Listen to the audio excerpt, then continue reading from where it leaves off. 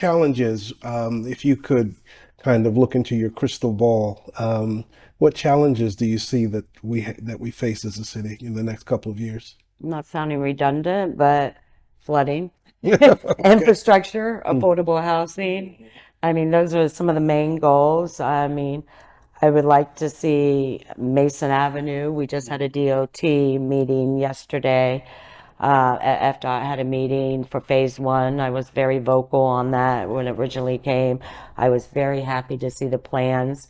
Um, the commission agreed. We put in phase 2 with the TPO. mhm, So because I didn't want it just to be a band-aid and we stop with mm, Mason Avenue because like I said, Mason Avenue has been the same since I was a kid. mhm, And that's one of the most dangerous and neglected roads to me in the mm, city. mm, And I feel like we're going in the right direction because phase 1 was absolutely great. They mhm. changed the things that my residents and myself and the commission weren't happy about. And I just want to see it to keep improving Mhm. on Mason. So that's one of my, even though that's really not in my zone, but it's something that's been neglected for a while. So You're right. And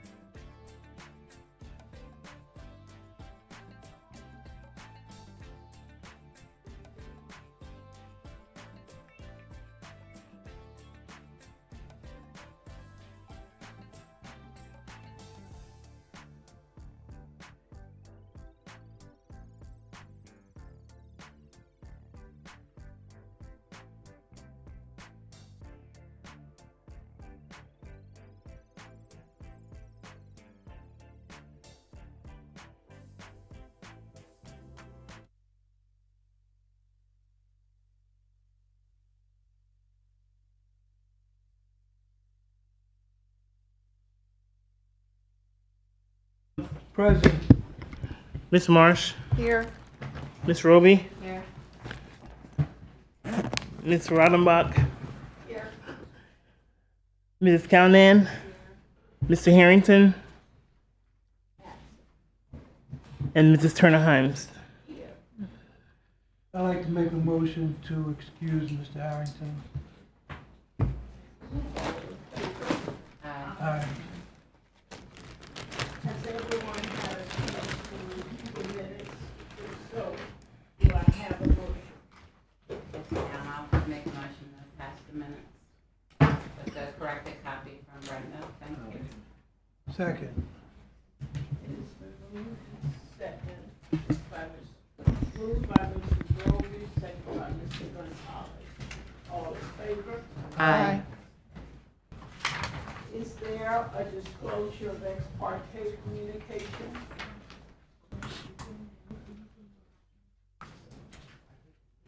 Our announcements, please.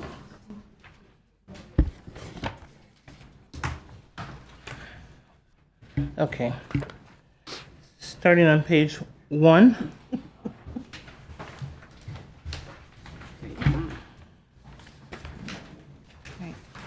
I'm sorry, page 2.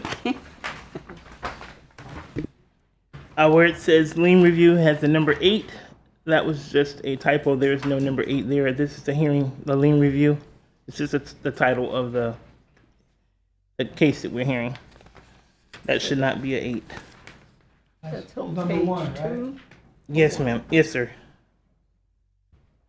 Page 2, where it says lien review number 8, that 8 should not be there.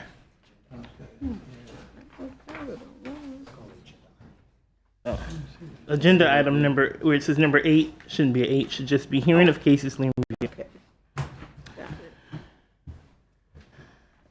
it.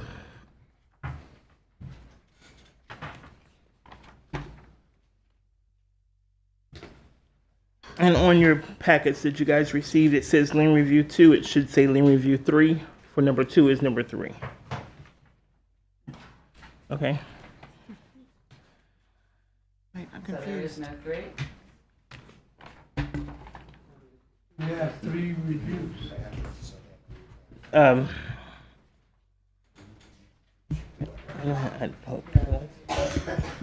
3. Lien review 2 is 937 Glenwood Street. Okay. And then lien review 3 would be 934 Derbyshire. Okay. Okay. So that's correct. Yeah. So that's 3. Okay, and lien review 3, CEB 11-22-262 will be via Zoom.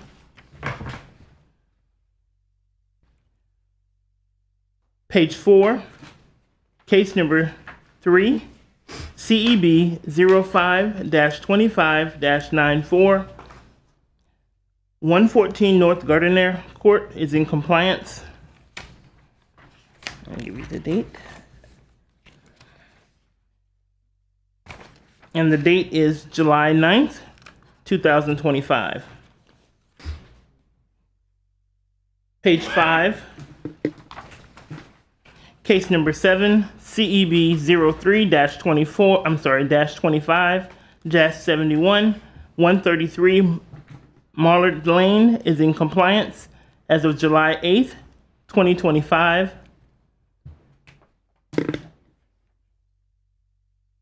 Page, down, case number 10, same page. CEB 0625-106, 630 May Street has an interpreter.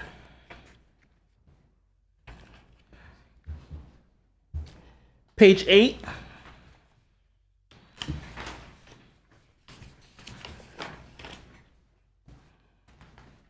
Case number 19, CEB 07-25-118 is in compliance as of July 1st, 2025.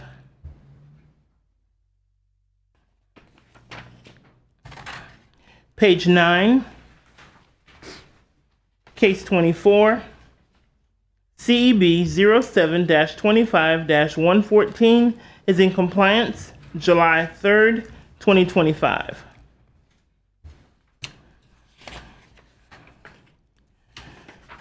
Page 11,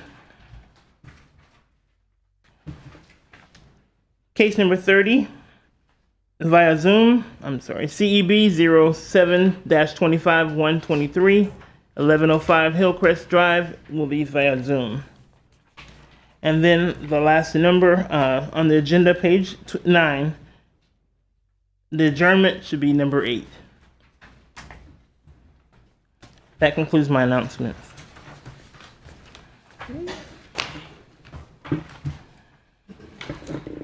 Thank you, Madam Secretary. Here are our procedures. We will be calling cases by numbers and for the most part in order as they are listed on your agenda. If there are any attorneys or police present, we will hear them first.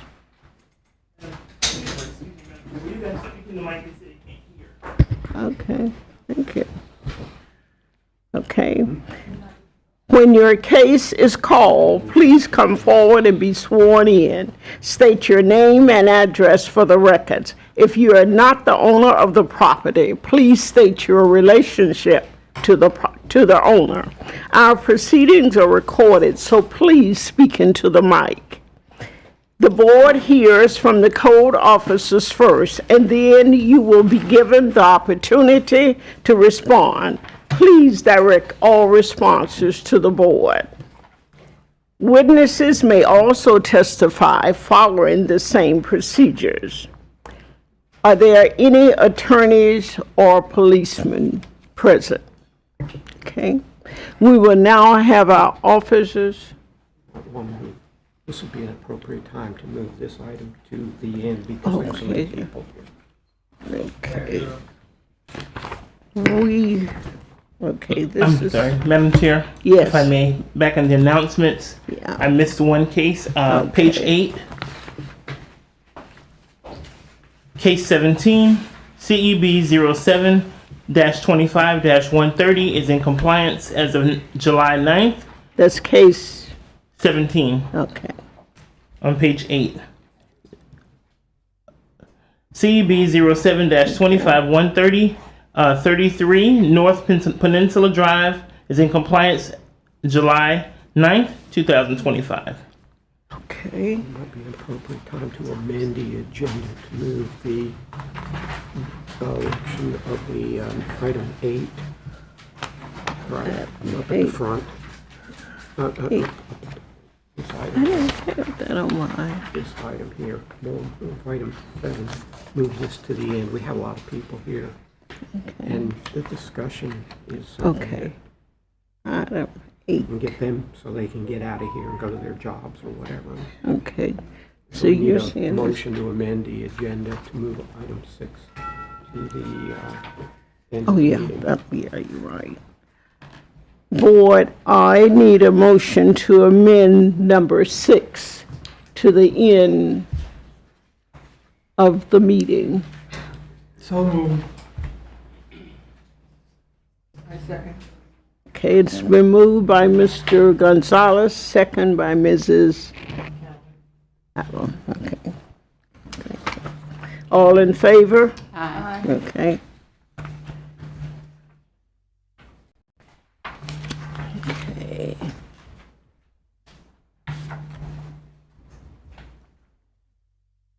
Okay. Our first lien review.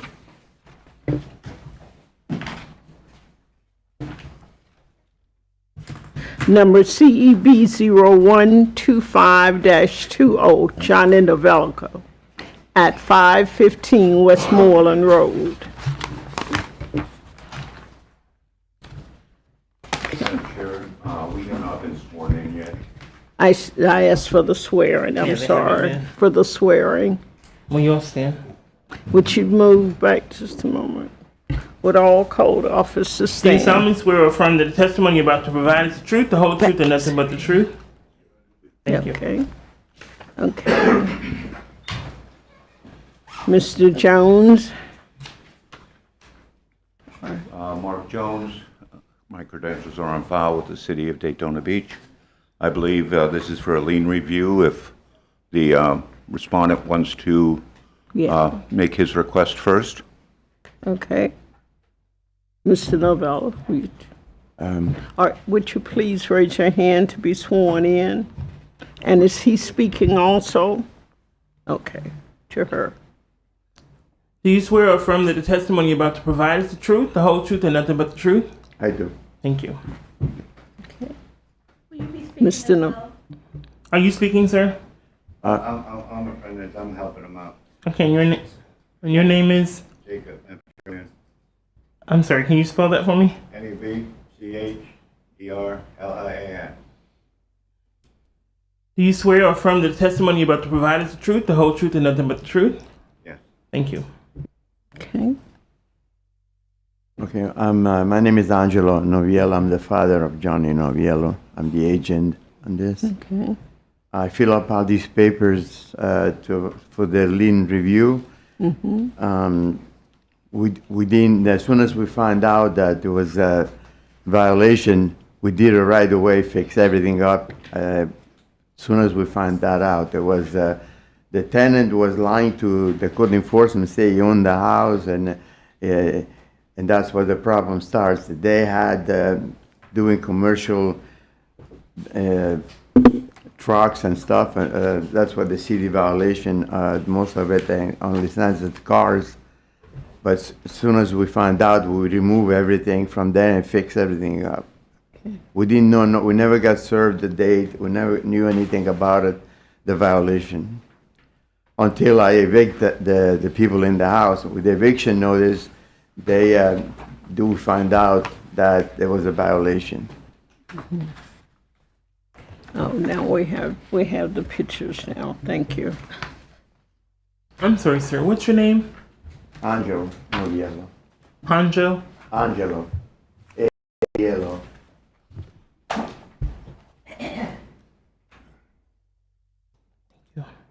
Okay. Does Johnny live at 582 Mason Avenue, or is that a business? Who? Your son. Your son. Yeah. We have his address as 582 Mason Avenue. Yes. That's where he lives? That's the address we have, yes. Okay. That's So where the he notice doesn't should have live went. there. You just use that address? Is Yes. that what you're saying? Okay. I have some questions, but I would like to hear from the Code. inspector first as to, what is the situation. He says it's up to date, but what did the inspection show? Yes, the case was opened back in June 12, 2024. All the documents per the property appraiser's site were sent to the address of 515 Westmoreland, and they were signed for. Once the owner realized that there were violations, he did correct them in about 3 months after, I believe, the eviction. And, No, 1 month, sir. Okay. Not even a month, 3 weeks. okay. I just want to add to, on the property appraiser's report, both the physical address and the mailing address is this Westmoreland. So we sent it per statute to the correct address. Okay. So are they up to date, or? Yes, they did. The property was placed in compliance on May 1st, 2025. With the owner evicting the tenant and then coming shortly into compliance, staff is recommending a lien reduction to $3,500. Okay. Now I have a question for the owner. How long did you own the property? 2 years. 2 years? And how long did your son live there? He lived the first year, then he moved out from there. Right, then you rented it to somebody Yeah, else? It was rented, yeah. Yeah, but you rented it? Yeah. Oh, okay. So after that, you did not go back to check your property? No, but I mean, we're going there, but everything looks all right. I mean, we didn't see nothing wrong when we see the place. But the people that were not paying, they were behind, like it took like 3-4 months to get them out. And by the time we get them out, they hold the rent for 3-4 months, and then we had to go to court in front of the judge to evict, to do the eviction notice. And that's when we found out, that time the eviction notice was in April, that there was a violation of the city. We never knew anything about nothing. So as soon as we hear that, we talked to the code enforcement, and I work on it right away. And the only thing was left is the cars to move out, which I did from there. And we're all right. Whatever we had to do, we did everything. Excuse me, but so you as the owner took the steps to have them evicted, is that correct? Yes, And so why did you have them evicted? because they were not paying the rent. Okay, so when you started the eviction process, didn't you see the place? Say that again? Didn't you see the place, the conditions of the No, place? the code enforcement told me not to go over there at all, because they were not good people to deal with at all. So we had to go to the court to do that. I went to what the code enforcement told me to do. She was very nice, and I mean, we did everything that she wanted. Right away, I cleaned the place up, and we were done in 2 weeks. Okay, thank you. You're welcome. Okay. Are there any more questions? Okay. Do I have a motion, please? Yeah, I'll make the motion that in the case of CEBO 0125-20, 515 Westmoreland Road, that we accept the city's recommendation of dropping the lien to 3,500, was it? Yes, sir. To $3,500 dollars to be paid in 30 days, is it? Immediately, if Yes, in possible. 30 days. Okay. Is there a second? Second. Okay. It has been moved by Mr. Gonzalez, second by Mrs. Marsh, to accept the city's recommendation, please. Thank you, Mr. Novella. Thank you. Do you understand you have a fine of $3,500? Okay. That must be paid within 30 days or it go back to its Madam original Chair? fine. Yes. You guys didn't vote. You need to Thank vote. you. Thank you. All in favor? Aye. Aye. Okay. Okay. I wonder, do you understand what I'm saying, Mr. Novella? Yes. Okay. Thank you. Okay. We will now have lien review 2, which is 3. CEB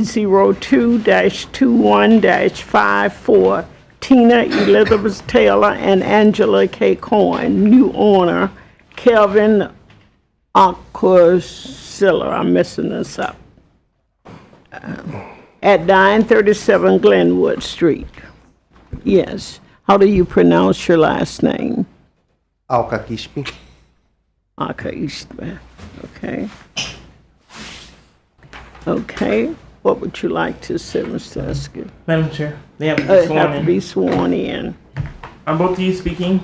Yes. What's your name, sir? My name is Fred Alcakishpi, his brother, and Kelvin.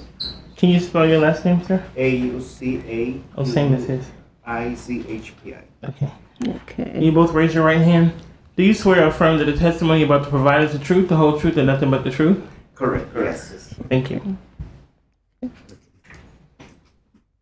So the property, actually, we bought it a year ago. We knew about the lien situation, about the fee. 2 years ago, I bought another property the same way, and when I came to talk to the city, the code enforcement, they told us that it will be a win-win if I actually do the improvements, so they'll work with us, which they did, and I really thank them a lot. So in this case, with my brother, who is the main owner of the house, we did the same thing, but unfortunately, this one needs a little more work. So with my brother, we run a little bit of funds, but we're always doing little by little the improvements. So that's why it took us a year.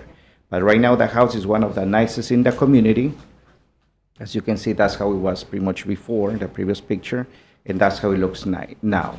So, like they actually told us in the past, this is helping each other. We help in the community. We're young entrepreneurs, and of course, the city helping us with those fines.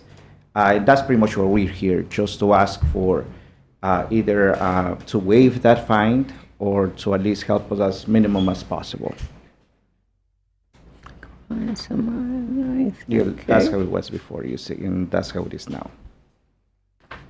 Okay, we're here from our code officer. Good Mr. morning. Butler. Good morning, Inspector Roosevelt Butler, credentials on file with the City of Daytona Beach. Staff recommend to reduce the fine to $2,000. Okay, thank you. Are there any questions from the board? Okay. Do I have To a mo- staff, I have a quick question. Why are we recommending to drop it to $2,000? Well, sir, looking at it, took about a year to get the property into compliance. And that's what we feel as though will be fair going forward, to reduce it from $11,000 plus to $2,000.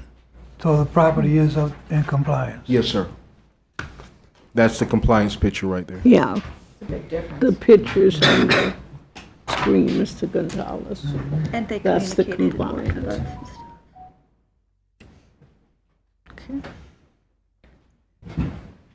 We would like to ask if it's possible for less. Like I said, one of the main reasons why it took us this long was because of the lack of funds.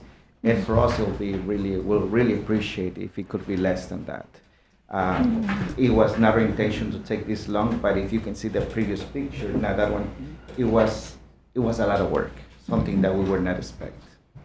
Well, we understand that, but you bought the property knowing there was a lien Yes. attached. Oh, correct. And, Yes. and so that's a big difference to come down from, 11.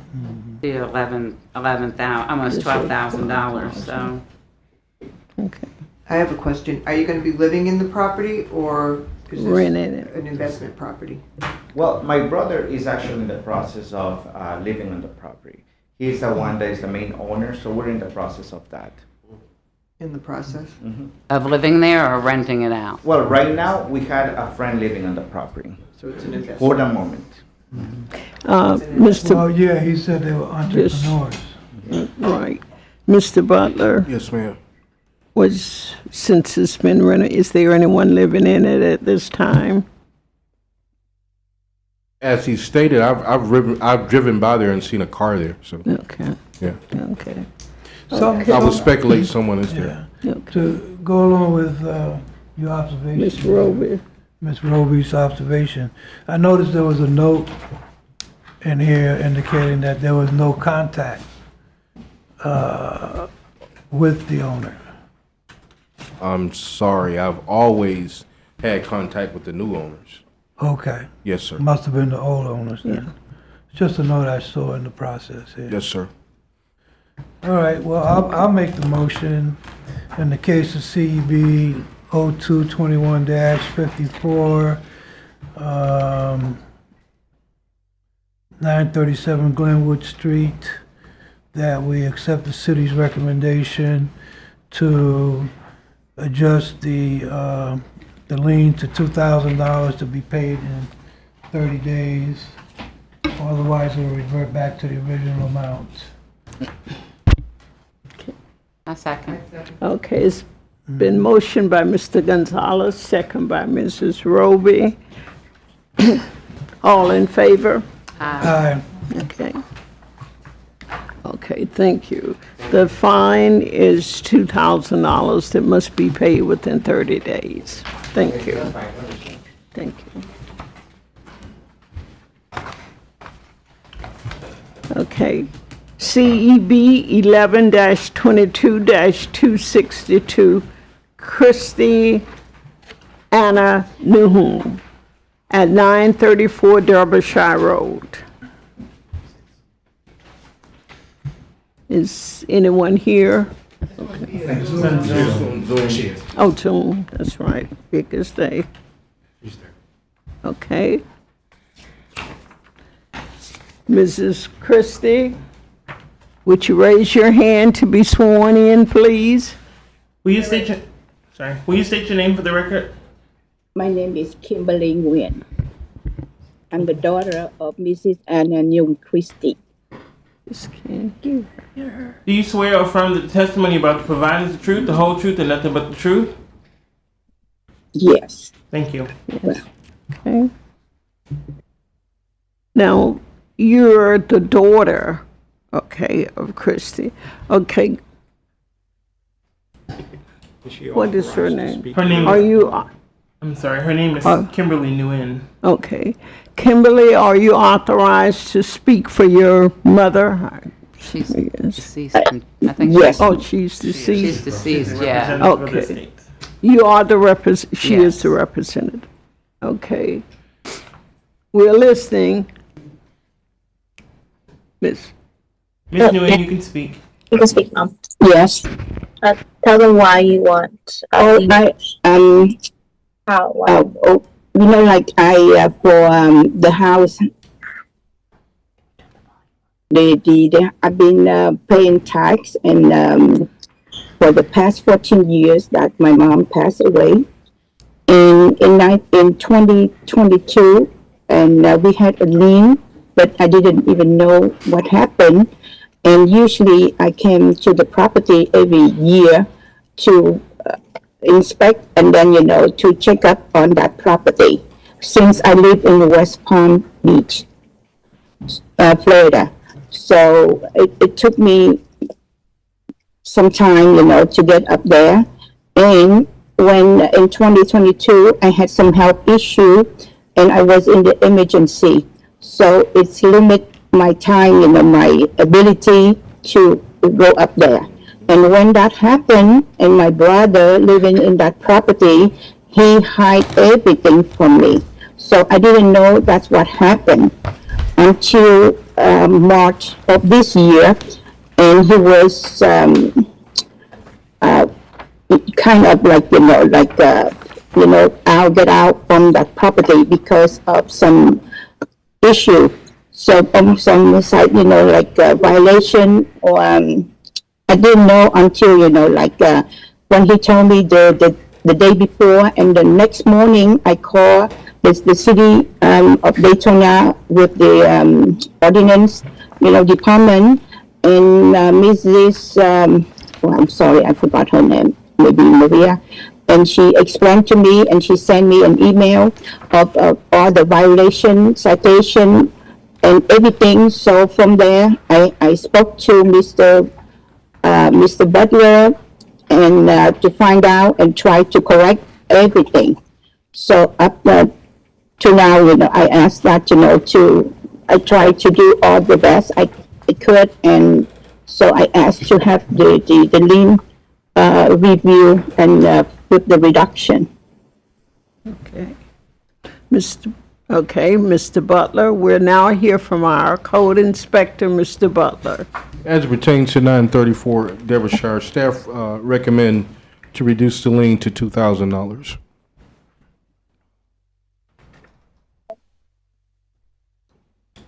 Okay. And the reason we're looking at $2,000, I can definitely say, after research and finding out who was paying the taxes, I found out it was Miss Kim. Before that, that property was a thorn in our behind. It was really a blight property. The brother lives there. We had numerous police calls about the property. Even before I started with the city, the property was a problem.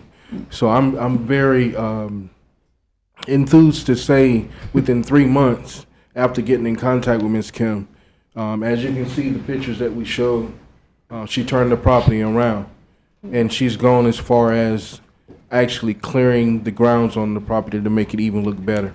So they're doing that as we speak. So with that being said, staff recommend to reduce the lien to $2,000. Okay. Is the brother still living there? He's the only one that's allowed to be there. Unfortunately, yes.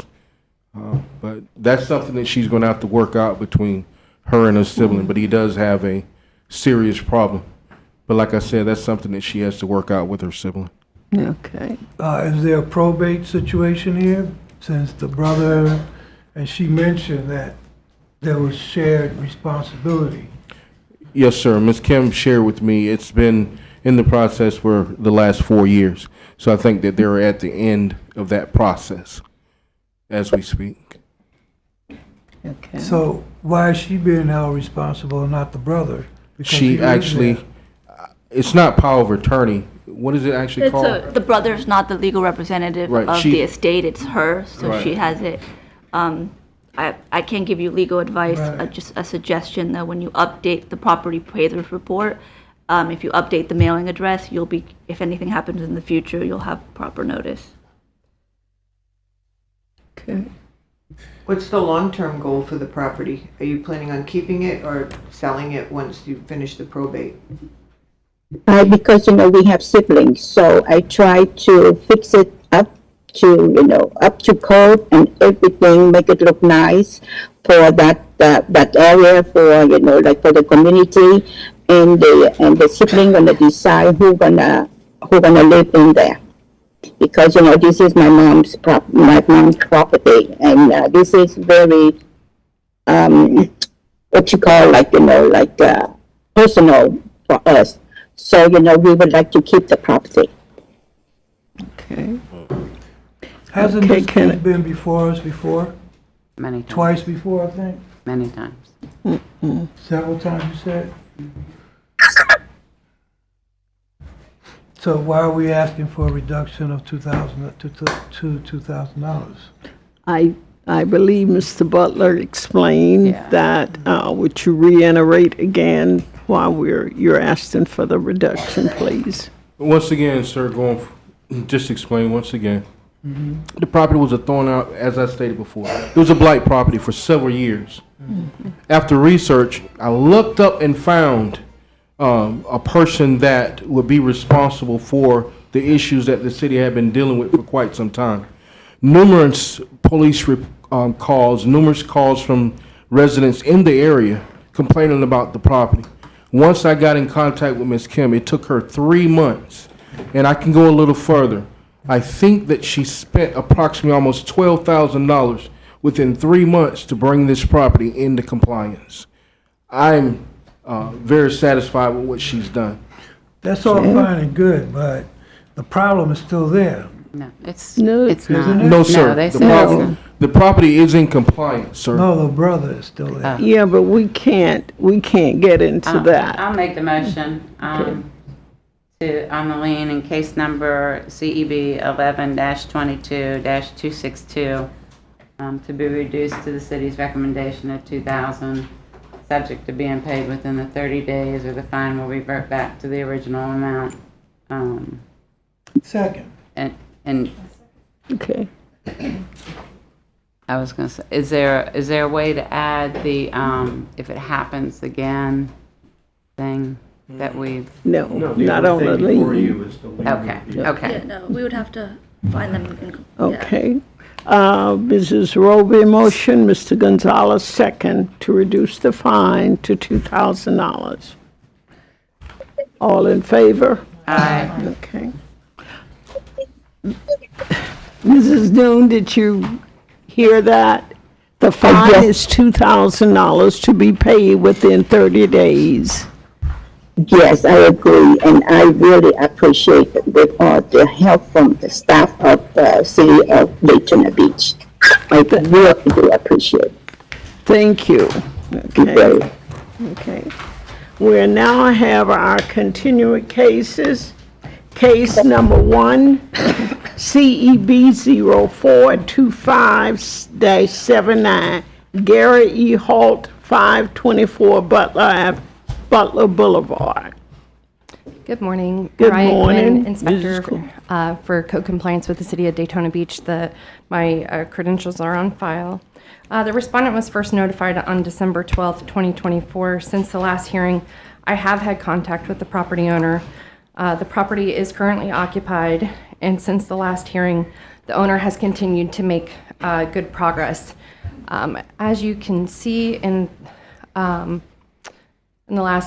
that photo, the addition that was the issue on the property has been demoed. They just have the remaining siding to put up on the back of it, and then he'll be complete.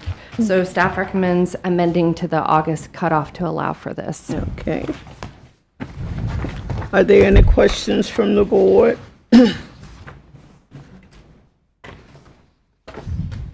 Okay. Can I get a motion?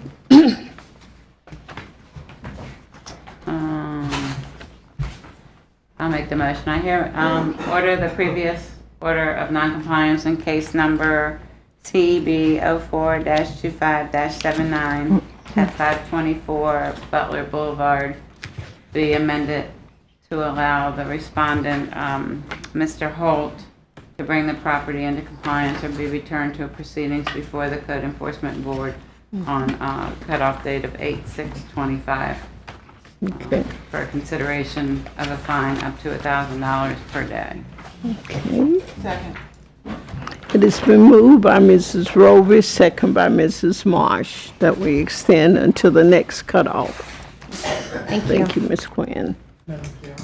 Vote. Vote. So, yeah. All in favor? Aye. Okay. Case number 2, CEB 0325-60, Janice Hover Estate. care of Holly Hoover, 365 Woodland Avenue.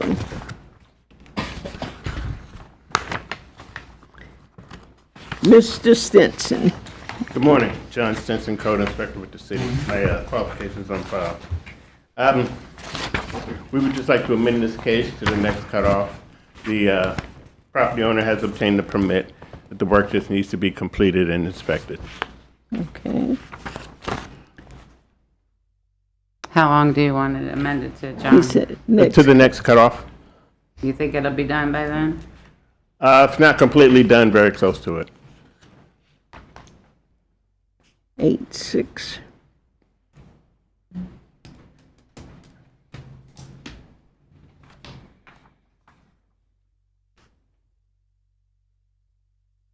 Is there a motion?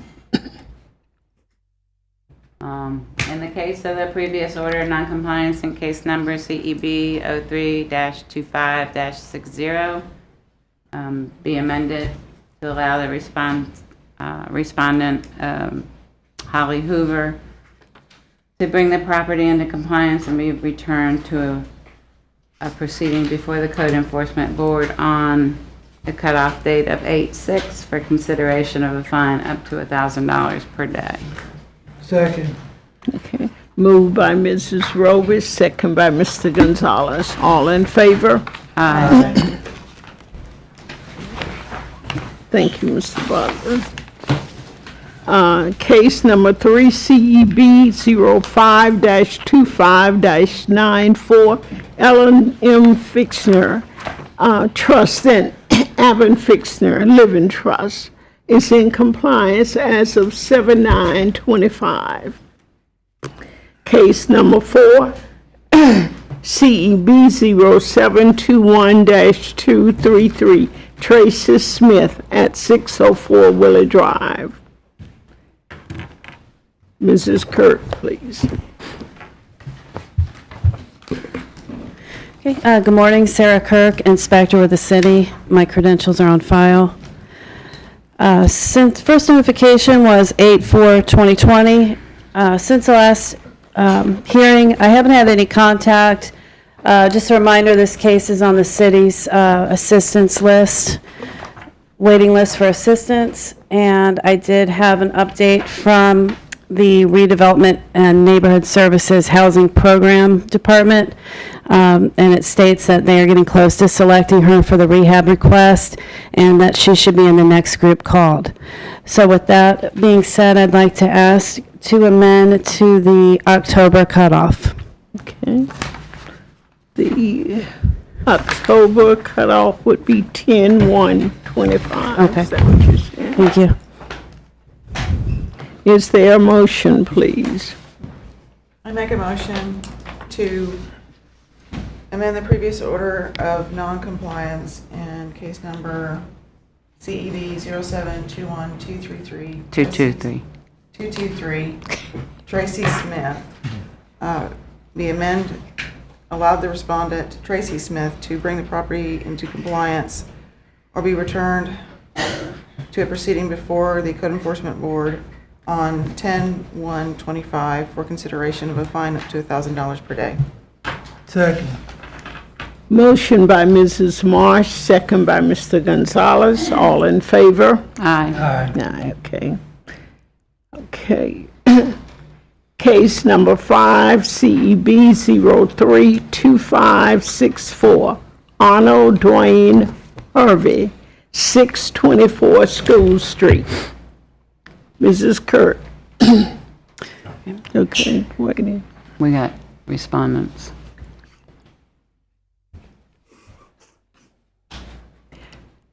Mr. Harvey, Harvey, is she going to speak also? Okay. Would you be sworn in, please? Will you both state your name for the record, please? Jody Medell. Medell? Yes, ma'am.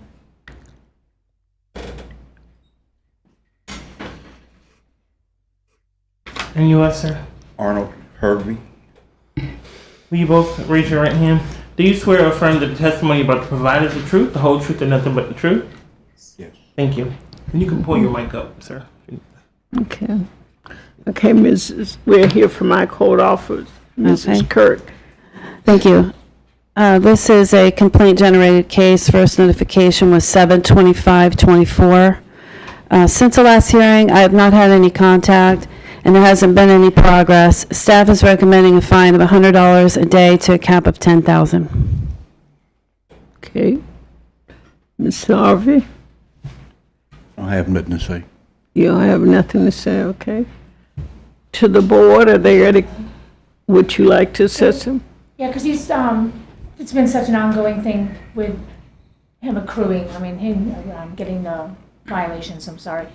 So he's had to seek legal representation. So if he could just get the fees imposed, I mean, the fines imposed, and then the attorney's looking over the file, because it was ones that he's obtained from, he just Could you speak into the He just mic? purchased the house. Oh. When all this happened. And so we think it would best just to get the fines imposed and then just with the legal representation, have them take it from there to go after the previous. Mr. Harvey, when did you purchase the house? May of 2024. The code violations occurred, I believe, a couple of months before that. 1 month before. 1 month. Well, they signed for the notice 1 month prior to you purchasing the property. So all this paperwork was up in limbo in between him signing his closing papers on the house, so it just wasn't in the system yet, so that's why it wasn't known. But the previous owner knew about it, he signed for it. And none of these things have been corrected? No, because the previous owner got a contractor to handle it, and from what we're seeing, he's filed for the wrong permits, and then we've been communicating with him up until last month, and now he's stopped. So it's like, they're like, okay, I'm done, so that's where he's seeking legal representation, and that attorney has the file on it. Okay. So my question would be to the inspector, are we privy to this? Yeah, the previous owner, was in contact with me and with the new owner and stated that they would remedy the violations, get the after-the-fact permits. Several permits were applied for, but none of them were followed through with. There's actually a new one that was just applied for last month. So it's just been dragging on for a long time. But they did say that they were going to correct it, but it's been a year now, so we haven't. So. But he's owned it for a year. May of 2024, so yeah. You said May of 24. Mhm. Right. Okay, are there any other questions? Anybody, no one else? So I'll find in case number CEB 03-25-64 that the respondent, Mr. Arnold Hervey, who previously was found in noncompliance, remain in noncompliance, and therefore the fine of $100 a day per city's recommendations, and continue each day until after the fine has reached $10,000 or the property is brought into compliance. Okay. Second.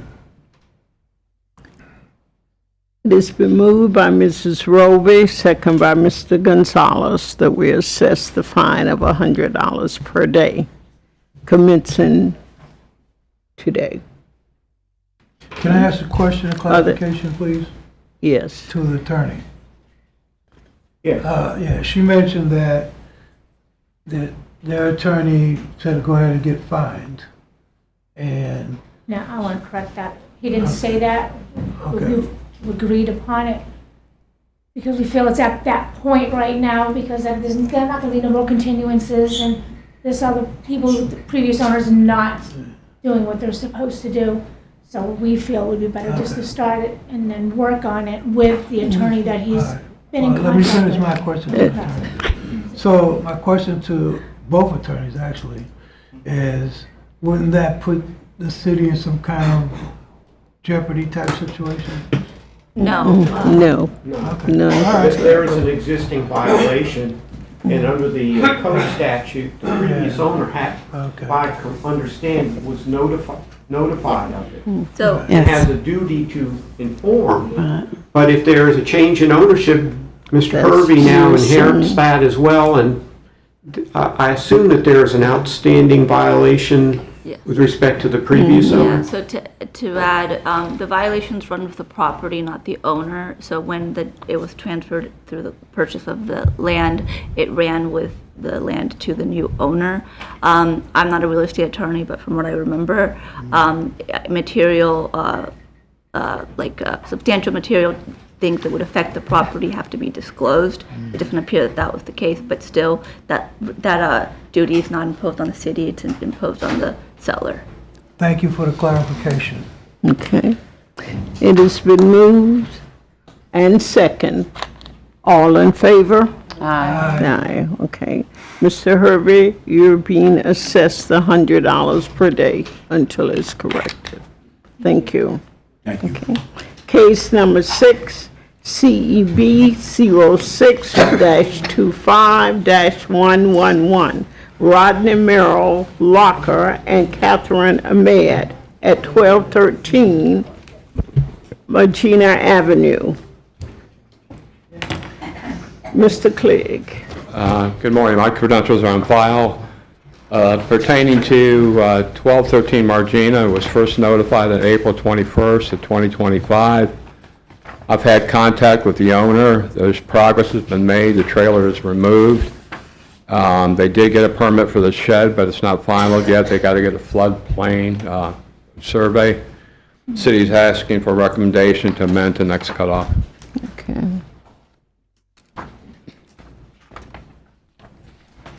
I'll make a motion in the case of CEB 06-25-111 at 1213 Margina Avenue, that we amend to the next cutoff Okay. date. Is there a second? A second. Okay. Mrs. Motion by Mr. Gonzalez, second by Mrs. Rockenbaum. Okay. I have a question for for my own thing. Why is the city worried about the floodplain for a shed when the house is sitting there? I mean, I would just think the distance from the fence line or whatever would matter. Pertaining to it, it's the building department's, not only recommendation, it's, I guess, from even where the property is located close to the house, maybe they're thinking it might... Save the shed, let the house go? Right. Okay. All right, thank you. Yes, ma'am. Okay. Case number 7, CEB 03. What? Did we have a vote on that? Yes, we did, Okay. didn't we? Second. Second. Yeah, I didn't hear. All in favor? Aye. Aye. It's been motioned. Thank you. Case number 7, CEB 032571, Robindale Kingamore at 133 Mallet Lane has come into compliance as of 7/8/25. Case number 8, CEB 01-25-11, Tam Newcomb at 133 Eagle Harbor Way. Mr. Butler.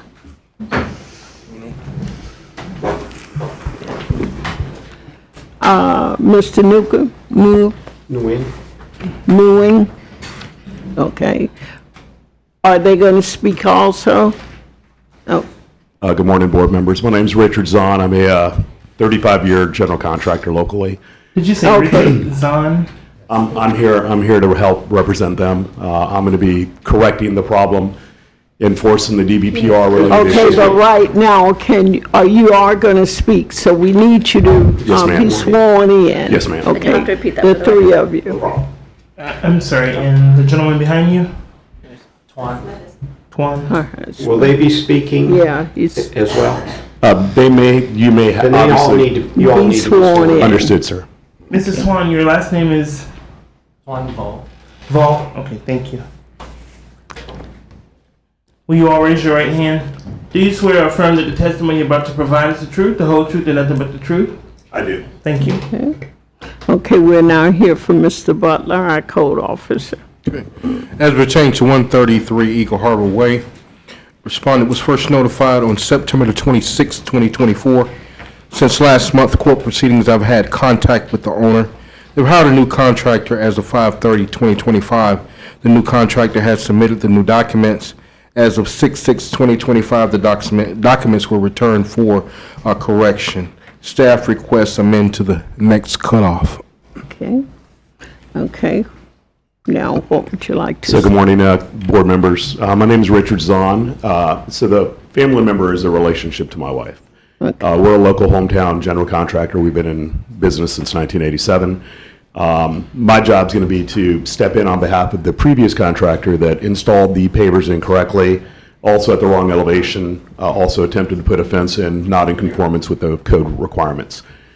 They hired an architect, which is what Mr. Butler, and thank you, Mr. Butler, had stated, to try to make a modification. They've come back with comments. So the architect and I've got an engineering background, Embry-Riddle guy. We're going to step in, correct the pavers. The difference is 5 inches elevation versus 3.5 inches of elevation. They also sunk, so they weren't installed correctly with the proper fines.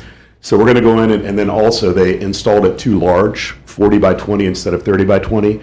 To make a long story short, we're going to go in, reapply for an updated corrected permit, which is effectively to take over for the contractor. And then we're going to work with attorney, our counsel in-house, to hold the general contractor that did the job originally that's not responding and candidly has some potential issues. We're going to either get him to do his job, to repay them. We're going to do this pro bono as a friend, as a friendly gesture to this family who's been damaged. And then if worst case scenario, we'll contact the DBPR and file sanctions against said contractor if he does not comply. That's where we are. And we're going to be doing this immediately. If we can extend, based on how long it might take for said permit to be refiled, we got a lot of experience with accelerating this, but as you well know, the city's busy. So it could take a couple weeks, it could take up to 30 days for said permit. We're going to apply for said permit on Monday, no later than, so that by closing out the other permit, which will be difficult to do because we're just going to file a new permit to correct the work. Might take 30 days for the city, it might take 45 days. So my request would be, so that we're not back here in 30 days, request 60 days. I can get the work corrected in less than a week, but we want to do it correctly and wait for the permit to be issued. Do you have any issues with that, Mr. Butler, for the No, 60 days? we don't. Okay. Okay, is there a motion? I'll make the motion on, the previous order of noncompliance in case number CEB 01-25-11, in the, be amended to allow the respondent, the contractor, Richard and Tam and Vu Nguyen, to bring the property into compliance or be returned to a proceeding before the Code Enforcement Board in 60 days on cutoff date of 9/3/25. That's Is 90 there a- days. Okay, no, you're right. Is there a second? Second.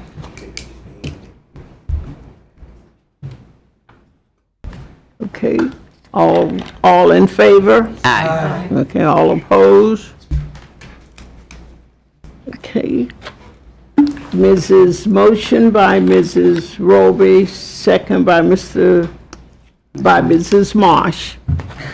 All in favor? Aye. Aye, okay. Thank you very That much. was, September 3rd, you said? No, 9/3. 60 days. Oh, no. Thank you. Thank you very much. Thank you. Welcome. Hopefully, we'll never see you guys again. Hopefully. Okay, thank you. Okay. Case number 9, CEB 042590, Merlin Vasquez at 1136 Lakewood Park Drive. Mr. Butler. We have someone coming. Oh, she's coming.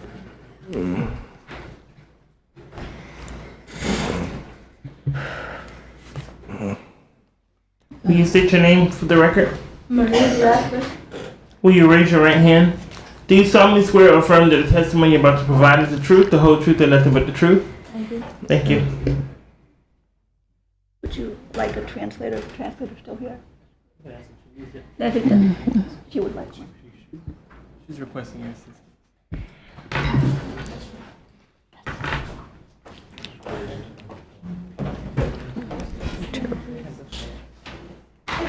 Good morning. Mm-hmm. Will you state your name for the record? Minerva Samayoa, Spanish interpreter. Thank you. And do you solemnly swear or affirm that the interpretation you will give in this hearing will be a true interpretation from English to Spanish and Spanish to English, questions asked and the answers given? You will make the true translation into English of any written which is required by you to decipher or translate to the best of your ability. Thank you.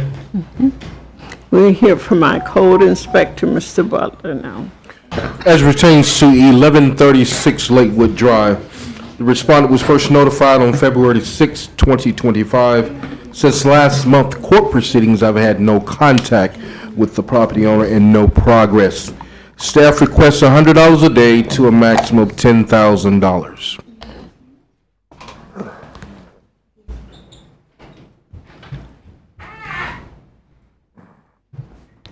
Okay, Mrs. Frequash.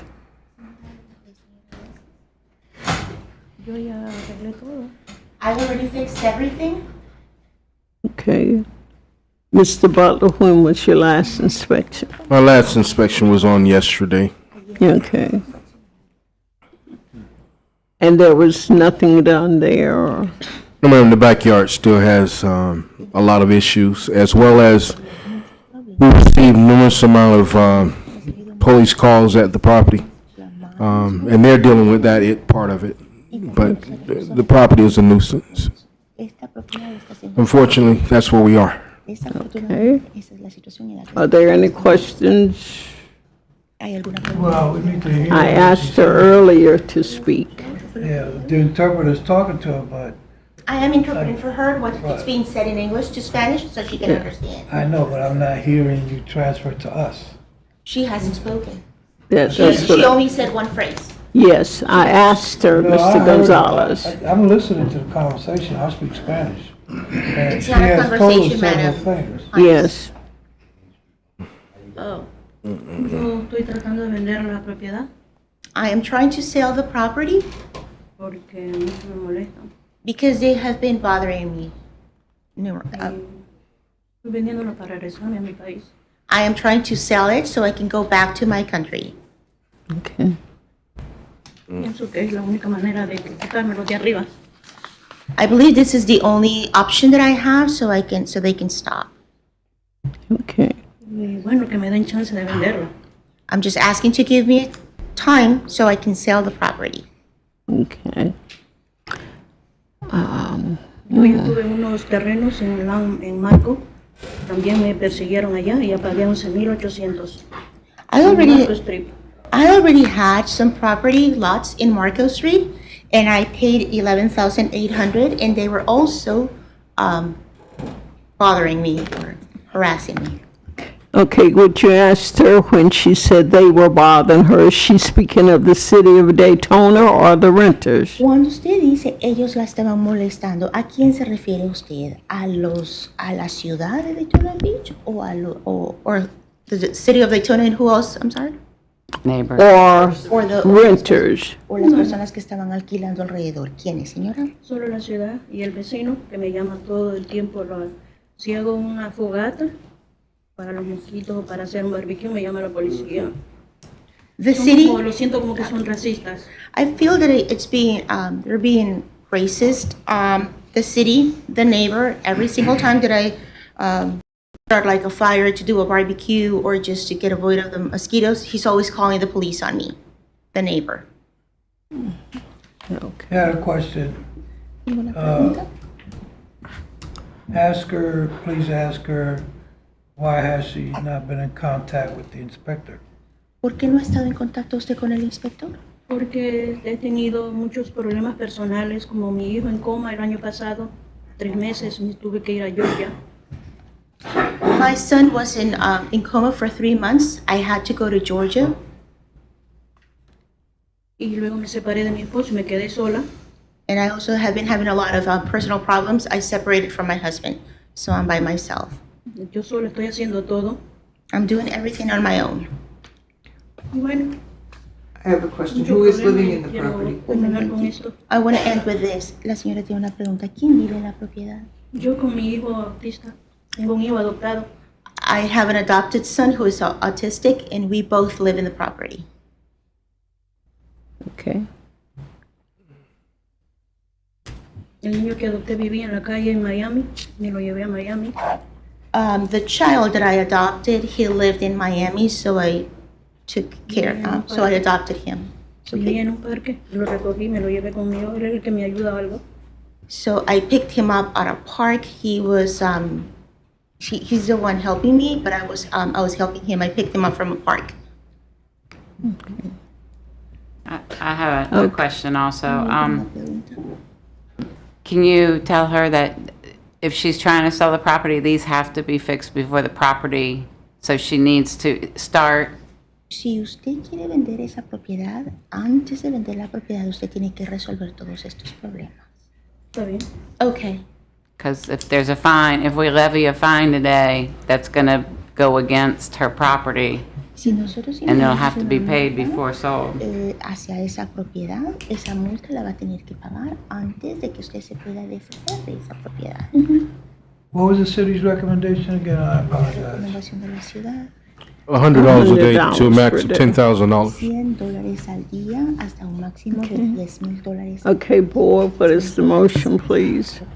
I'll make a motion that in the case of CEB 0425-90, at 1136 Lakewood Drive, 236 Lakewood. that we adjust the city's recommendation to $50 a day, A $50 al día up to, hasta what is it, 10,000? hasta $10,000. 10,000. Hasta Up to $10,000. $10,000 a day. A day, you said? No, up to Maximum. Yeah, $50 a day. $50 al día hasta un máximo, but he did say 10,000 a day. Right. Hasta un máximo de $10,000. Gracias. Thank you. And to come back Y tiene que regresar. at our next cutoff date, where may be a fine of $1,000, up to $1,000 a day. Y puede Good que start. tenga que ser una fianza de hasta $1,000. Si no lo si no I'm reading it off this. puede ser una multa de $1,000. At that time, not now. And would like to remember this case was before us last month, too. Right. Okay.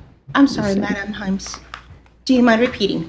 I said this case was before us last month, too. Estado anteriormente, ya habíamos visto este caso. A eso me refiero que me molestan demasiado. That is what I am referring to, that I am being... Estoy aquí. ¿Cómo? Todos los meses estoy aquí casi. That is the reason why I'm stating that every single month I am here. I'm back here. Okay, let her know that she's back here because she's not coming into compliance. She's not doing what needs to be done. We have here outside storage, illegal parking, dilapidated fencing, and a junk vehicle. I already did all that. There are very minor things that are still missing. Okay, excuse me, Mr. Butler. Okay, so just let me go ahead and shed light on the property. The property is a nuisance property. Law enforcement was there last week. There's approximately over That is the reason why I'm saying. 15 to 20 people living inside of the property. That's why they were there. People were living in the backyard. They had little kids in the backyard. It's just unsafe. It's not a good situation. It's been a blight property since over the last couple of years. It's been a nuisance. Numerous amount of calls. So $100 a day at $10,000, I feel like we're being lenient, but the property really needs to get cleaned up. That's where we are. Okay, I can amend mine to accept the city's recommendation of $100 a day. Mr. Gonzalez, are you withdrawing your previous He motion? said yes. Okay. He said he withdrew. Okay. Okay, Mr. Gonzalez has rescinded his previous Motion to accept the city's recommendation of $100 a day up to $10,000 to be returned to our next, to be come into compliance by our next meeting, if not, to start $1,000 per day fine. Okay, would you clear that up then? Well, it's for the board, but you're already making a recommendation for the fine today. Right. Yeah. Yeah, he said today. I did say, it's to start today. Oh, The $100 yeah. starts today. Okay, I see. Correct. But I think what Mr. Gonzalez is asking for, or his motion, is that it would be $100 a day for this month, and then next month it elevates to $1,000 a day. Right. Oh, okay. I mean, according, I'm trying to follow this that was given to us. Okay. I understand, but the maximum amount of a fine on this property can be $10,000. And at $100 a day, it'll be $3,000 in 1 month. Right. And in 3 months, it'll be $10,000. Okay, but the property has, as he said, is a nuisance property. We've had it here several times before. So that's why we're. That is the reason why I'm selling it. Is there a second? Okay. Just It give me has some been time. moved by Mr. Gonzalez, second by Mrs. Marsh. All in favor? Madam President, or is something confusing? Yes, the order that he read is not the right order. He read an order for amending it, and it's for a fine. Oh, okay. Okay. It's for a fine. You are- Opposing the fine. He read the wrong order. Oh, okay. It's for opposing the fine. Okay. Would you like for us to do it over? Or? Want me to do it over? Yes. Okay. So I amended my initial motion to accept the city's recommendation of $100 a day, up to $10,000, of which this case was previously found to be in non-compliance. And, let's see, to commence today and to continue each day thereafter until we reach $10,000. That's it. That's what this says. Mr. Gonzalez, I think the confusion comes from the $10,000 being part of the initial part. You're really asking for a fine of $100 a day until The maximum until it reached the maximum. $100 a day up to a certain point in September. And then if compliance is not achieved, it will then elevate to $1,000 a day. No. With the final fine being, or total fine being $10,000, or that's the cap on the property. No, that is not what he's saying. He's saying that he's amending it to $100 per day until the property come into compliance. If the property do not come in compliance by the $10,000, which is the cap, then that's where you get your lien. Yeah, I guess we're just using just the phrase of up to $10,000 or until compliance, whichever comes first. Kind of. Yeah. He isn't speaking for next month or anything. He's speaking until it come into compliance. If not, it will cap at $10,000. Correct, I understand that. There was $100 a day, and then there was a reference to $1,000 a day. No, I corrected that. he Okay. corrected that. He rescinded that. Okay? Okay, you got it, Brenda? You did? Okay. Thank you. All in favor? Again. Okay. So I have a Mrs. question Beck- though for the inspector, if I may. Okay. Uh, Just, okay. So since this property is such a nuisance, I guess the police are involved and all that? Yeah, he said that. Oh, That's okay. what. Well, I didn't hear the whole Oh, thing. okay. So, okay. Yes, That's sir. it. Okay. Thank you. Mrs. Vasquez, you've been fined $100 per day. Please correct the violations that are in your backyard and on your property. And contact And stay in your contact code with enforcement so Mr. he can Butler. come out and check your property and put you into compliance so the fines will stop. Para que las multas paren, póngase en contacto con el oficial, con el inspector para que ya las multas no continúen, por favor. And then once you're in compliance, you can come back for a Señora, y review una like you vez, saw at the beginning cuando of usted this ya hearing. haya, cuando usted ya haya cumplido con todo, ya haya reparado y haya cumplido con todas las violaciones, las hayas corregido, solicita venir ante la audiencia. At the lane para que review, le you can puedan ask to lower the y fine. luego entonces en esa otra audiencia para que le puede solicitar que le bajen el embargo que le han puesto en su propiedad. Okay. But you must be in compliance Pero first. usted tiene que estar Sorry. en cumpliment con todo, I just, I corregido don't, todas when I las translate from my mom, I violaciones. hate when they give me long things, I break it up. Okay, Mom. Thank you. Bien, gracias. Okay, thank you, Mrs. Vasquez. Okay, case number 10, CEB 0625-106, Bequel. We just did that one. No, we just did Bequel. No, we just did case number 9. We're Oh, that on was 10. nine? Yeah, Yes, that was we're 9. on 10. Okay, ese At es 630 May Street. 630 May Street. Miss oh, she's not here, okay. Will you state your Mr. name for the Clegg. Diga record? su nombre, señor. Miguel Ataribano. Will you raise your right hand?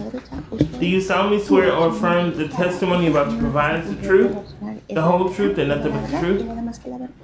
Yes. Thank you. Okay.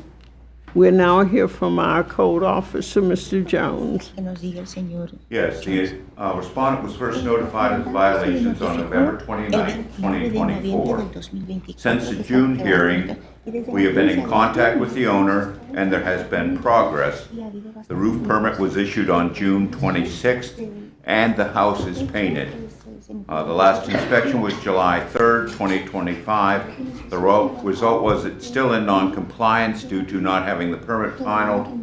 Staff recommends we amend to the next cutoff. Okay. So really, all they need to do is get the roof final? Yes. Okay. Does he know to call to have a final? Yes, we're gonna tell him, she will tell him. Did I already have it? Demuéstreselo.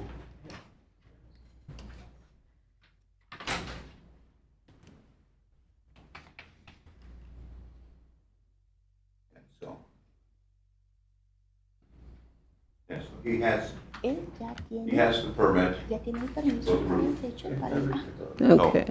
But it hasn't been finalized, is that what you're saying? Todavía no se ha terminado el- Están trabajando. They are working on it. Okay. Okay, then.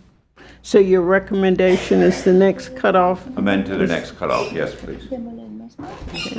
Are there any questions from the board? ¿Alguna pregunta por parte de la Okay. Junta Directiva? Do I have a motion, please? I'll make the motion. ¿Hacer una moción?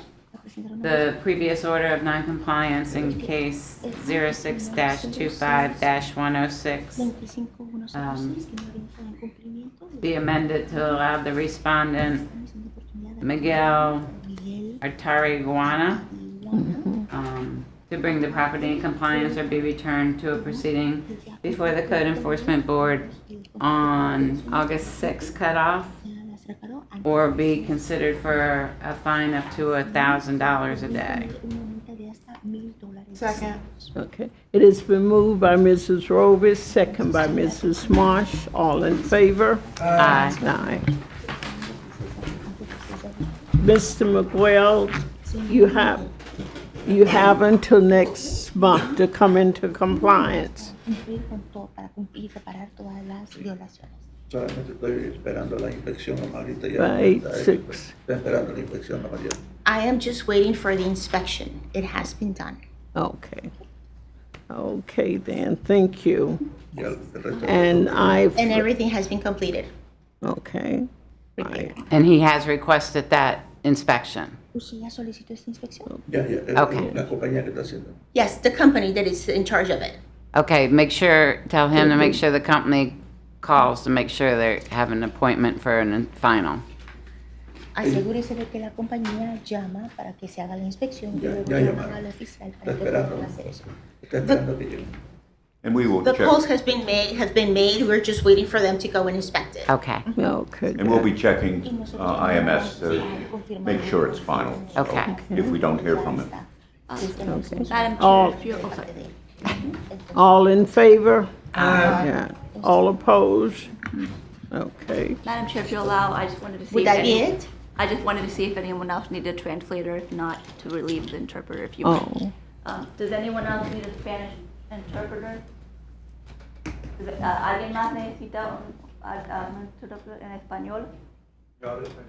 ¿Necesitas un...?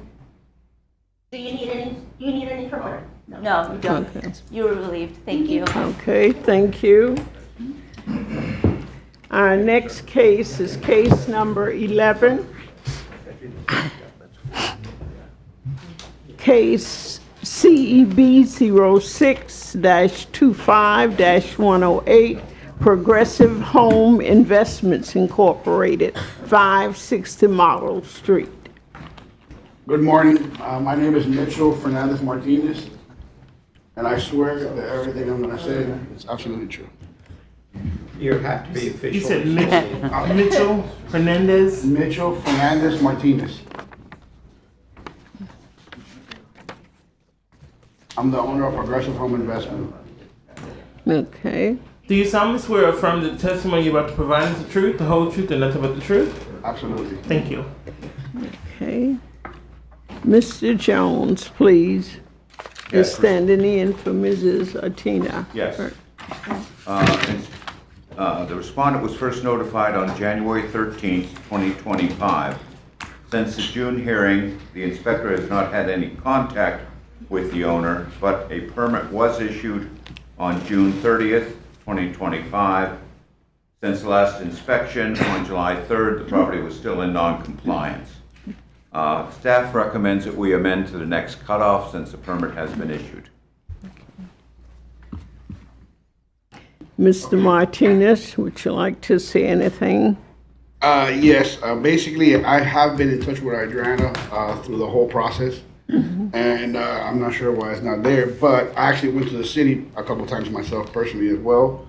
And what happened was that the storm brought down the prior fence.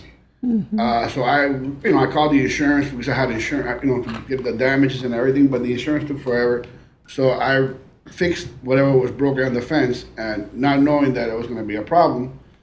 But come to know, they told me that I needed to pull out a permit because after a certain amount of feet, you need a permit. But then I saw that on June 5th, you guys are no longer issuing permits for fence. So I don't know what's going on there. But either way, everything has been corrected, and I'm just waiting for the final inspection. I thought it was supposed to be yesterday, but for some reason it wasn't. Okay. Mr. Sykes, are you in, is that in no more permits are allowed for? This is the first I've heard of that. Oh, okay. Even if that was true, it doesn't retroactively apply. Okay. Yeah. Just know that everything is up to code and the permit is issued and everything. Okay. So he's recommending the next cutoff Okay. to comply. Is there a motion? Yeah, I'll make a motion that in the case of CEB 06-25-108 regarding Progressive Home Investments, 560 Model Street, that we accept the city's recommendation to the next cutoff date, to review the case at our next cutoff date. Okay. 8/6. No, that's next month? Which would be, Yes. yeah, 8/6. That's it. Yeah. I think we should have this done no later than this week. Okay. Huh? Is there a second? I'll second. Okay. All in favor? Aye. All opposed? Okay. Mr. Martinez, you have until next month. Please stay in touch with Ms. Atina. Okay. Case number 12. Folks, you guys have a great one. You too. Okay. CEB 06-25-0109, Robert E. Labeg, at 1307 Moore Street. Is Mr. LeBig present? Okay. Mr. Jones. Respondent was first notified April 11th, 2025. Since the June hearing, the inspector has been in contact with the owner, but there has been no progress. The last inspection was on July 3rd, 2025, and the property was still in non-compliance. Staff recommends a fine of $100 a day with a cap of $15,000. Has the respondent been properly notified of this meeting? Yes. I'm checking on that right now. Yes. Yes, okay. Yep, respondent has been properly notified. Can we see other pictures, please? Yeah, he did. Okay.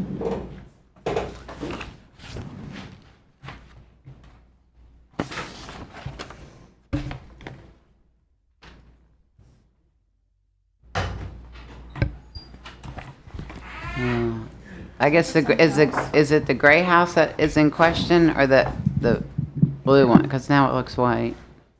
Yeah, the photos aren't very clear.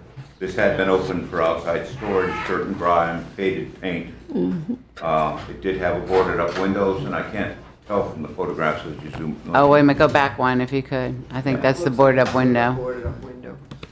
And then they did work without the permit. They redid the roof without a permit.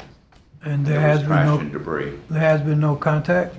The inspector had contact with the owner, but he has not accomplished anything. Okay. And there's been no permit pulled? Not to my knowledge. Okay. And what was your recommendation again? $100 a day with a cap of 15. So I'll make a motion in the case of CEB 06-25-109 regarding Robert E. Liebig at 1307 Moore Street, that we accept the city's recommendation of providing a fine of $100 a day to start today with a cap of $15,000. That's it. Okay. Second. Okay. It's been moved by Mr. Gonzalez, second by Mrs. Rockenbaum. All in favor? Aye. All Madam opposed? Chair, I just want to find out, does he live there? No, the property, he does not live there, and the property is not homesteaded. Okay, thank you. Okay. Is there anyone living there, do you know? I don't know Okay. if there is someone living there at this time. Okay. I just know it's not the property owner. Okay. Okay. Case. Okay. Case number 13, CEB 05-25-96, Alexander Contessa at 518 Cannon Street. Mr. Garcia. Good morning, Inspector Garcia. Mr. Okay. We need to swear him Yeah, in. I know. Will you state your name and your, Alexander Contreras. Okay. will you raise your right hand? Do you solemnly swear or affirm that the testimony you're about to provide is the truth, the whole truth, and nothing but the truth? Thank you. Okay. Okay. Mr. Garcia. Okay, Inspector Garcia, credentials on file with the city. The respondent was first notified of all the violations on January 13, 2025. Since the last hearing, I have had contact with the owner. The property is not occupied. Progress has been made.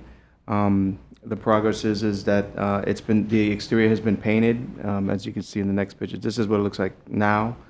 The front fence has been removed.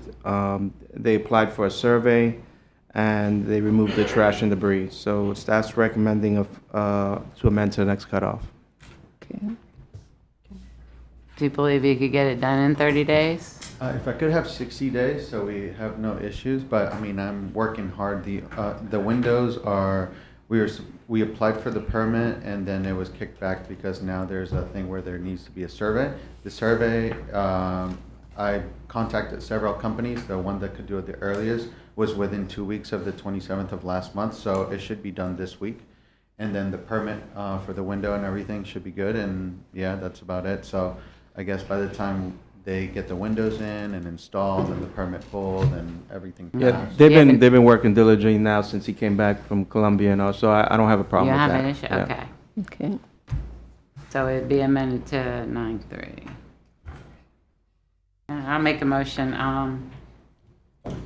that the previous order of non-compliance in case number CEB 05-25-96 at 518 Cannon Street be amended to allow the respondent, Alexander Contreras, to bring the property into compliance and, or be returned for proceeding before the Code Enforcement Board on 9/3 for consideration for a fine up to $1,000 per day to $15,000 max. Is there a second? Second.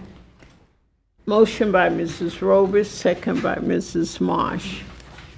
All in favor? Aye. All opposed? Okay.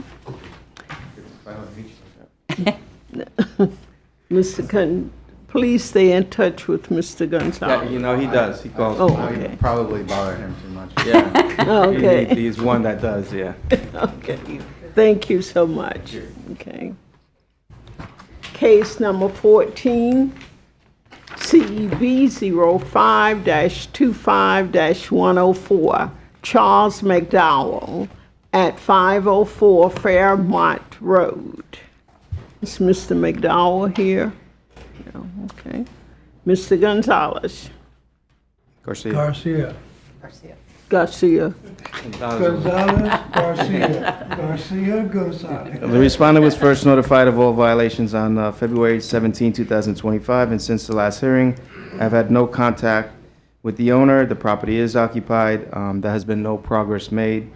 He still has the address numbers to be posted, and to, I'm sorry, he did put the address number and he fixed the fascia, but other than that, he's actually got some overgrown grass again.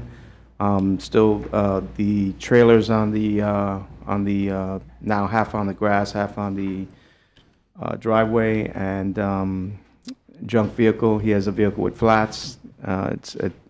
The tags have been, it's backed up, so you can't see the tags. But staff's recommending a fine of $100 a day, capped at $10,000. I have a question for you, Danny. Is this the one the mom came in, that she couldn't get the keys from the son No. to move a car? Okay. No, he was saying that he was in the hospital, and he was trying everything he could. He came in with another gentleman, and Okay. he was trying to help him, but the only thing they got was all the stuff on the right-of-way removed, and that was by the city. Okay. The city picked it up? I believe so. I believe it was the city. And what was your recommendation again? $100 a day, capped at $10,000. Has the respondent been properly notified of CEB? Yes. Yes. He- The respondent was properly notified on April 22nd. And he was here at the last hearing. And he was Okay. Is there a motion? I would move that in the case of CEB 05-25-104 regarding Charles McDowell at 504 Fairmont Road, that we accept the city's recommendation of a fine of $100 a day to start today, which goes up to $10,000, is it? Capped. Up to $10,000. Okay. Is there a second? Second. Okay, it's been moved by Mr. Gonzalez, second by Mrs. Rockenbaum. All in favor? Aye. All opposed? Okay. Case number 15, CEB 0225-30, Pablo Rafaela, PA, 1158 Hampton Road. Okay, Mr. Rafaela? Yes. Okay. Okay. Would you raise your hand and be sworn in, Do you please? solemnly swear or affirm that the testimony you're about to provide is the truth, the whole truth, and nothing but the truth? Yes, I do. Thank you. Mr. Danny Garcia? The respondent was first notified of all the violations on, I don't have that date for some reason, November 15, 2024. Since the last hearing, Had contact with him. I actually got an email from him yesterday, and I spoke to him this morning. The property is not occupied, and progress has been made. They have, I pulled the report this morning, and they've had a final on the electrical permit passed on July 8th. They've also passed the final on the plumbing permit on July 8th, and the mechanical permit on July 8th. The only thing they're lacking, which they failed, was the building permit. They failed on July 8th, but they're going to reapply, not reapply, but just take care of the issues. There's 5 items that seem to be minor that are on the list that they said they were going to go back and take care of and then call for a final inspection. Okay, So we're asking just to amend to the next cutoff. By then, they should be done. okay. Mr. Raffaello, do you have anything to say? No. Okay. Board, are there any questions? Can I get a motion, please? I'll do it in the order of the previous order of noncompliance in case number CEB 02-25-30, be amended to allow the respondent Pablo Raffaelli to bring this property in compliance or be returned to the or compliance or be returned to the proceeding before the Code Enforcement Board on 8/6 for consideration of a fine up to $1,000 per day to 10,000. Is it is it for the owner or 15, Danny? It would be 15. Okay, 15 to 15,000. Is there a second? Second. Okay, it's been moved by Mrs. Roby, second by Mr. Gonzalez. All in favor? Aye. All opposed? Thank you. Okay, you have until next cutoff, the 8/6. Thank you. Case number 16, CEB 03-25-74, Charles H. Wright and Belinda Wright at 550 Essex Road. Mr. Garcia. The respondent was first notified of all the violations on January 10, 2025, and since the last hearing, I've had contact with the owner. The property is occupied, and there has been no progress made. Staff's recommending a fine of $100 a day, capped at $10,000. Has the respondent been properly notified? Yes, you should be. Yes, the respondent has been properly notified. Okay. Are there any questions? Is there a vote, please? A motion? I guess I'll make it. Hereby, the order of previous order of noncompliance in case number CEB 03-25-74 be amended to allow the forget it. That's the wrong one. I find. Let's start all over. Okay.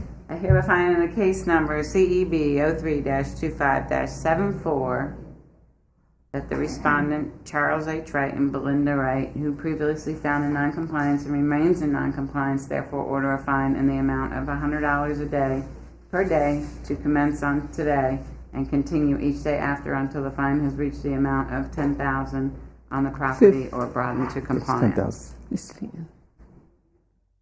Okay. Second, Mrs. Marsh. It's been moved by Mrs. Roberson, second by Mrs. Marsh. All in favor? Aye. All opposed? Case number 16, case number 17. We're now doing our new cases. It's either compliance or non-compliance. Case number 17, CEB 072513, Mark Petrain at 33 North Peninsula Drive is in compliance. Case number 18, CEB 0725119, Peter John Barnes and Joyce E. Evans at 746 South Palmetto Avenue. Mr. Beanie. Yes, ma'am. Thank you. Is Mr. Barnes, okay. Don't believe so. Okay. We'll hear from you, Mr. Okay. Inspector Ron Beatty, code compliance credentials are on file. This case was opened on February 27th, 2025 as a field-generated case for dirt and grime, broken fascia, rusted shed, damaged fencing, dilapidated handrail, and broken window frames. First notice was received February 28th, 2025. Compliance was due on March 31st, 2025. Last date of reinspection on July 9th, 2025. As a result was non-compliance. Contact has not been made with the owner. Staff recommends a finding of non-compliance with compliance due by next cutoff. Okay. Has the respondent been properly notified of this hearing? Yes, the respondent was properly notified on June 24th. Okay. So I'll make a motion that in the case of CB 07-25-119 regarding Peter Jones Barnes and Joyce E. Evans at 746 South Palmetto, that they are found in non-compliance and to come into compliance by our next cutoff date. Or come back to There's a second. a second. Okay. Been moved by Mr. Gonzalez, second by Mrs. Roby. All in favor? Aye. All opposed? Okay. Madam Chair, I apologize if I missed it, but I just wanted to make sure we made the speech letting them know they won't be fined today. Yeah, I did. Okay, I you said did. it's not the Apologize. Thank you. non-compliance. Thank you. Case number 19, CEB 0725118. Investment. The respondent has been probably notified. At 1332 Hillcrest Drive. Is in compliance as of 7/1/25. Case number 20, CEB 07-25-126. Faye Anetta and Michael Earl Mason at 146 Eagle Harbor Way. Okay. Okay. Mr. Butler. As pertains to 146 Eagle Harbor Way, this was a citizen complaint case. A site inspection was conducted on April 3rd, 2025, where it was determined the property had the following violations. Work without a permit, install brick pavers. The property was notified on May 12th, 2025. The property was to be in compliance on June 12th, 2025. The last date of my reinspection was, April the 7th, 2025. The result of my reinspection was non-compliance. I've had contact with the property owner. Staff requests a finding of non-compliance compliance by next cutoff. Has the property owner been properly notified of today's hearing? Yes, the property owner was notified on June 26th. If I may, also just to bring the board up to speed, the brick pavers is the same as the previous case I had. Yeah. The contractor also messed these people up as well, so they'll be going through the same thing. Was it the same contractor? Yes. Ah. I've had 4 cases out there under the same guy. Okay. Okay, is there a motion?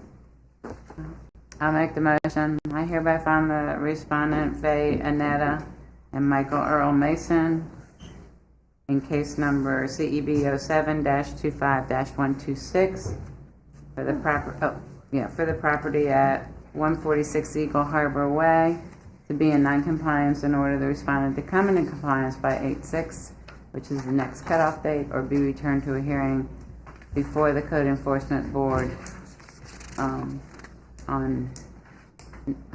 8/14 for consideration of a fine up to $1,000 per day. 8/6. Okay. 8/6. Okay.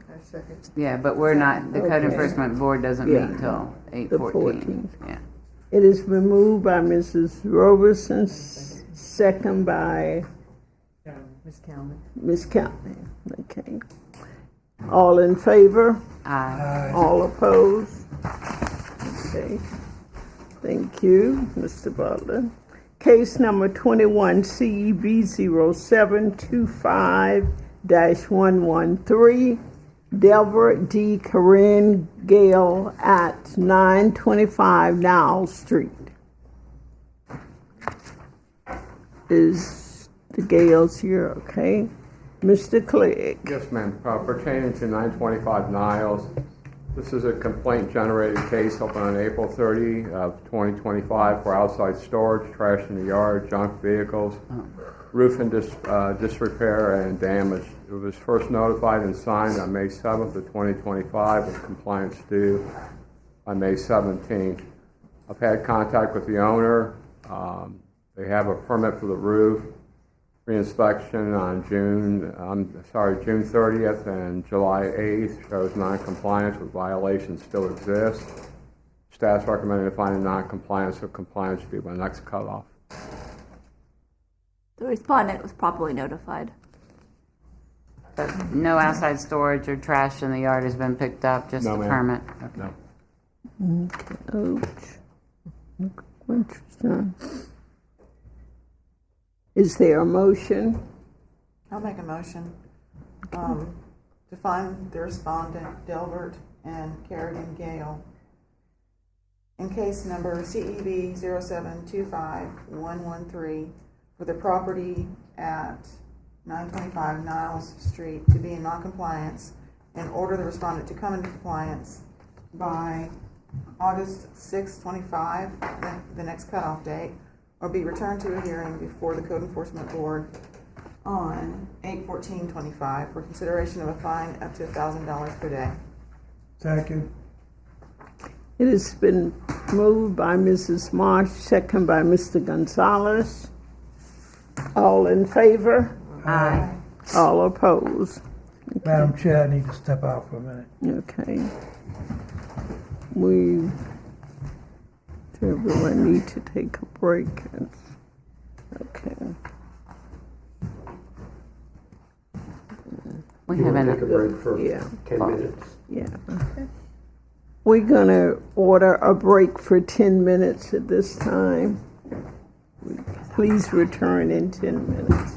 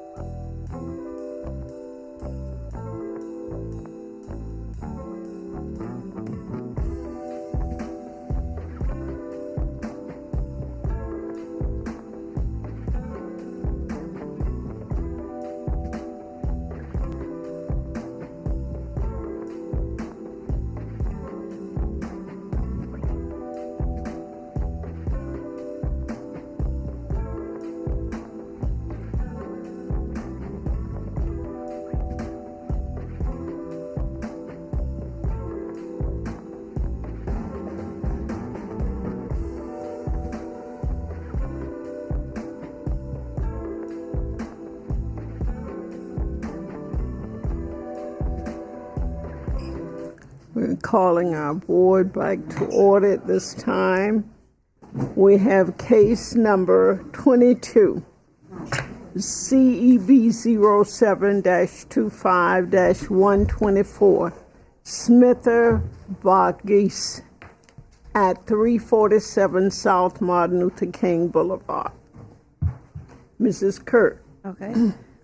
This is a citizen's complaint case that I received in March of 2025 for a damaged accessory structure, exterior wall, rotted wood, deteriorated walls, damaged windows and doors, missing address numbers, handrails, and debris.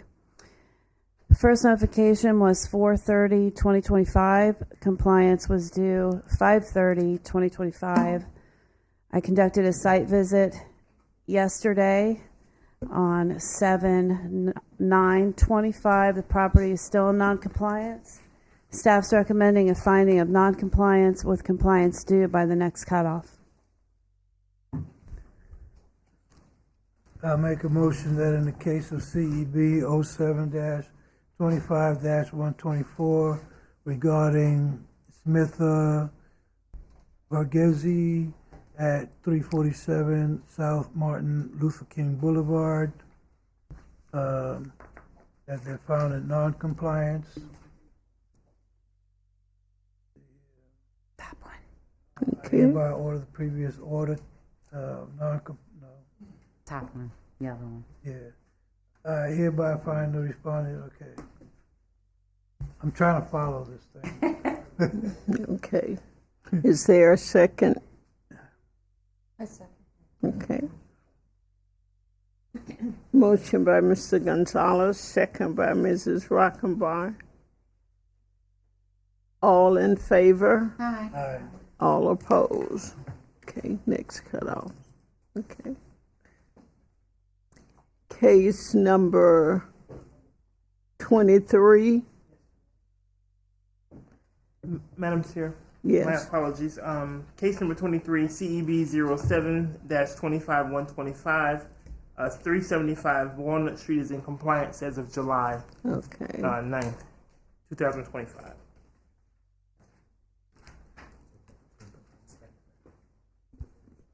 Okay. Is in compliance 7/9/25. Okay. Case number 24, CEB 07-25-114, Anthony and Jodora Ranger Grammy at 349 Fulton Street. Is in compliance as of 7/1/25. Case number 25, CEB 07-25-115, Sabella O'Rubin and Variette Mayra at 516 Pleasant Street.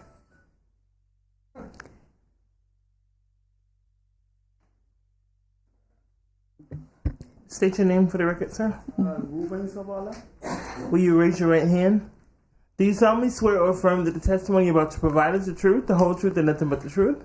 Yes. Thank you. And you're Sabella? Yeah. Okay. Okay. Is Ruben your first name?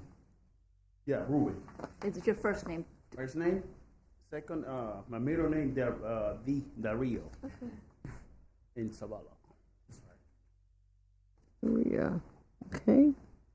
Mr. Jones. Yes, this case was opened January 17th, 2025. It was a fuel-generated case for outside storage, dirt and grime, trash and debris, and dilapidated fence. The first notice was received on March 26th, 2025, with compliance due April 26th, 2025. The last inspection was June 30th, 2025, and the result was non-compliance. Staff recommends a finding of non-compliance with compliance due next cutoff. Okay. Would you like to? Yes. Okay. Yeah, I just say about this case. I'm not living in the house. I'm renting it, and for some reason, I don't even receive it. They send all the information to the house, but I live in Daytona. And then I didn't know I don't have the connection to the city. The city send me all the information to me. So they've been posted and sent it to my house over here. That's my property. And then I don't even receive it in my home. So they sent me one letter one time. I was working outside the state. I'm a construction worker. I was in Kansas City, in Kansas State, working. And when I came back, they did clean some, but the inspector agree with the cleaning they did. So when I come back in April 20 something, so I went to see how the house looked, and I see this letter posted to the door, and I went grab it, and then I see, oh, I in court, so I didn't know, and then but since there I put it, I am in charge to clean it and do whatever you gotta do for the house being clean. For I already take off the fence.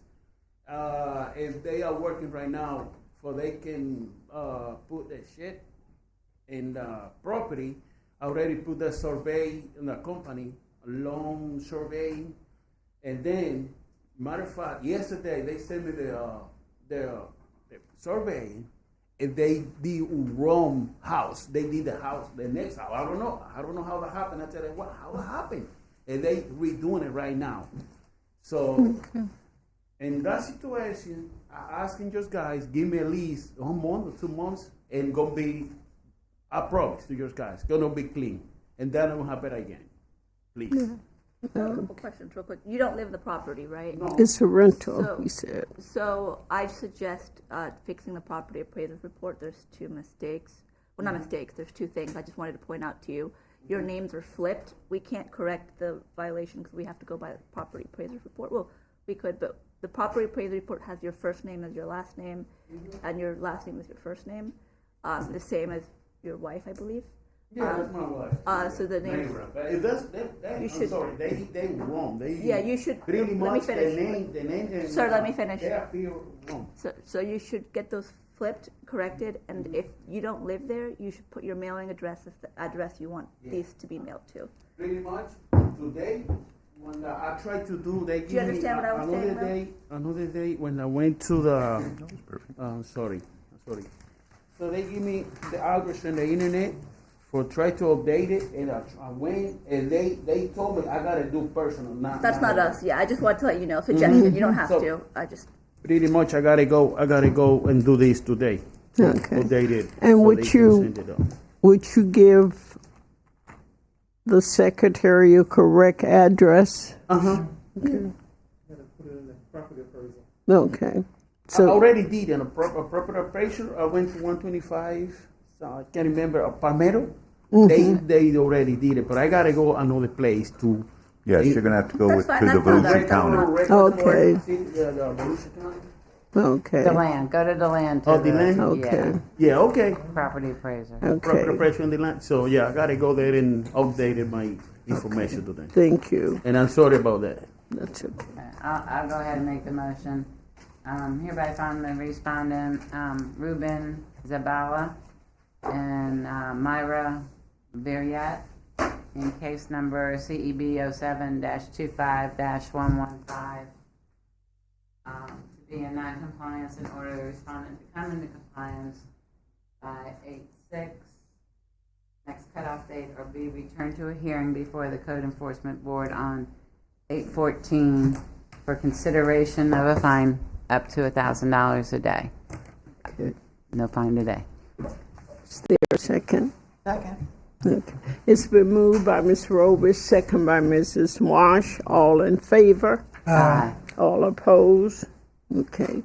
You have until next month to come in compliance, but please stay in touch with Mr. Jones or Itina. Have you talked with the inspector?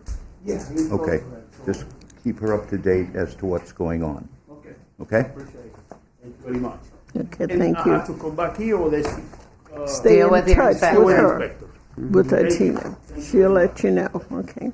Case number 26 CEB 0725-116.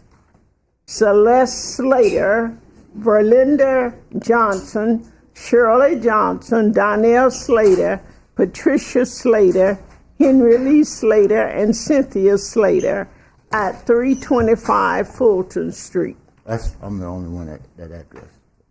Yeah, okay. I'm the Which only one are that- you? I'm Henry. You're Henry. Henry Slater. Would just you here turn for- around, I'm just Mr. here. Slater, to be? I appreciate if you didn't come on. Do that.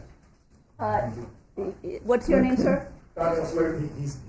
He's part of the party. Yeah, he's part of on the the. party. He has the right. Thank you, thank you. thank you. Just stand a little bit further apart. Yeah, because Yeah. just don't get too close. Right. Got COVID anyway. All right, let me get over this way. Oh, okay. We are now here from our code officer, Mr. Jones. Hey, excuse me, got to be sworn in. Can you state your names and raise your right hand for me? Henry Slater. Donnell Slater. Do you solemnly swear, raise your right hand, please? Do you solemnly swear or affirm that the testimony you're about to provide is the truth, the whole truth, and nothing but the truth? I do. I don't. Yes, I do. I do. Sorry. Just. Okay, we're now here from Mr. Jones, our code inspector. Before we begin, I just want to address, it seems like there's tension here. I wanted to let the board know that they own this in joint tenants, meaning that they both have equal say. Yes, okay, thank you. Those are the only two There's that have seven. equal. There's No, seven. No, they all seven have parties that equal. donate Half of them are deceased, so let me Yeah. just for the records. And do either one of you? We can have 3 more living. Just Okay. 3 more living. Do either of you live there? I live there. You live there. Okay, so Henry lives at the My estate. address. Right. Okay, we're now here from the code inspector, Mr. Jones. This case was opened on January 9th, 2025. It was a field-generated case for outside storage, work without permits for the fence, trash and debris, dilapidated fence, no identification numbers, and a damaged roof. First notification was received on March 7th, 2025, with compliance due April 7th, 2025. The inspector's last inspection was on June 30th, 2025, and the property was in noncompliance. Staff is recommending a finding of noncompliance with compliance due next cutoff. Okay. Now, as of those previous dates he mentioned, I'm in compliance. Now, I have a retractable fence. I don't have a dilapidated fence. I have a metal fence. So I'm going to go downstairs and find out, is it okay for me to have that retractable fence, because I have 2 vicious dogs for my protection in that particular blighted neighborhood, one of the worst neighborhoods in Daytona Beach. Now, I have as you can see, the fence is not dilapidated. I do have the house numbers for the house. They're up now. I've removed all of the debris on the side, which the garbage can and all of the other working material, all of that has been moved. It's in the back. Now you can see that fence is not dilapidated. I guess you're looking more at the fence on the other side of the street, 322. That fence is totally dilapidated. Now I have that up for my privacy. As you can see, that fence is not dilapidated. It's not broken down. Now, and it's retractable. I can move it in and out. Are you saying the fence that's covered with the blue tarp? That's my fence. Okay. Yes, ma'am. You're saying it's not dilapidated? Not dilapidated. Okay, It's but a metal fence. Yes, he's going to have to get a permit. That's what was noted on the violation for this fence that he has in the back of the property. Now, city encouraged me to get fence because I have 2 vicious dogs that has bitten people in that particular neighborhood, because I live in one of the worst neighborhoods in the area, in Daytona Beach, totally blighted. Fulton Street is one of the worst streets in Daytona Beach, if not the worst. You know, you got all kind of people up and down that street night and day, telling what, and I got those dogs for my safety. Now, they've bitten one person or two people. So it was in my best interest to get that 6-foot high fence up and get it done as quickly as possible. Now, I've been fined for that Okay, particular, but for the dog bites in that Mr. area. Slater, Yes. he would have to, you have seen the fence or you haven't seen the fence? I have seen this fence, and it does require a permit as far as code compliance is concerned. If he goes down to the building department and we get some sort of documentation from them that that fence is legal and it doesn't require a permit, then that would be removed from the violation. But at this time, that fence is considered a fence without a permit. Okay. That's Right. the blue fence. The blue fence Yes. has no permit. Well, it's a No. 6 inch. I'm asking It's the just a- inspector, I'm sorry, I'm asking. All right, I'm sorry, go ahead. The blue fence has no permit. That is correct. Okay, that's. Mr. Gonzalez, I believe that's a covering over the fence. Yes, Right, right. Yeah, right, okay. Okay. So that is the only thing, the fence is the only thing? You've cleaned up all the trash? yes, I have. And no storage, right? No storage Okay. on the side. Mr. Jones, when was your last inspection? The last inspection was June 30th, 2025. June 30th. And were the violations? The violations at that time were still there per the inspector, Atani. Now, I have been in contact with her, and she told me to give her a call to come back out and have a look. So that will be my next contact person. She told me to call her back, and she'll come out and have a look. Okay. And Donnell, do you have anything you want to add? Nothing. Okay. Okay.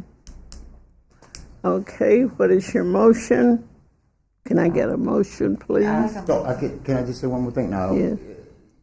Once you come out and take, maybe you, I mean, before you make your motion, I don't know, I'm sure I'm not gonna need very many more days to take care of that little issue. Now, she said something about my roof, but my roof is in good shape. I mean, you can see from the frame, I got the Well, 8-frame Mr. roof. Slater, you would stay in contact with her and find out what exactly she's speaking of. Okay, Mrs. Roby? Ms. Marsh? Ms. Marsh? I make a motion to find the respondent. Okay, Celeste Slater, Belinda Johnson, Shirley Johnson, Donald Slater, Patricia Slater, Henry Lee Slater, and Cynthia Slater in case number CEB 0725116 for the property at 325 Fulton Street to be in noncompliance and order the respondents to come into compliance by August the 6th, 2025, the next cutoff date, or be returned to a hearing before the Code Enforcement Board on 8/14/25 for consideration of a fine up to $1,000 per day. Second. Oh, so, hey, could you give me Okay, it's been motion, Mr. Slater. All right, fine. It's been motion and second. And now you were saying what? August the 30th, that way I can have all my dots T crossed and everything. Yes, no, it's to August the 6th, Mr. Slater. Can you extend that You to must the come 30th? into compliance. You know, I can get it extended until the 30th of August. That way I can make sure. I know I got everything. It's not going to take me that long, but I just like to make sure I get in contact with her, and then she can come and take a look and can have please- everything in order. And when we come next time we come back, we'll have everything in compliance. Okay, but as of now, it's been voted for the 30 days, which is 8/6. Yes, so please stay in touch with Mr. Jones or Mrs. Atana, okay? So we only All have in meetings- favor? Aye. All opposed? Okay.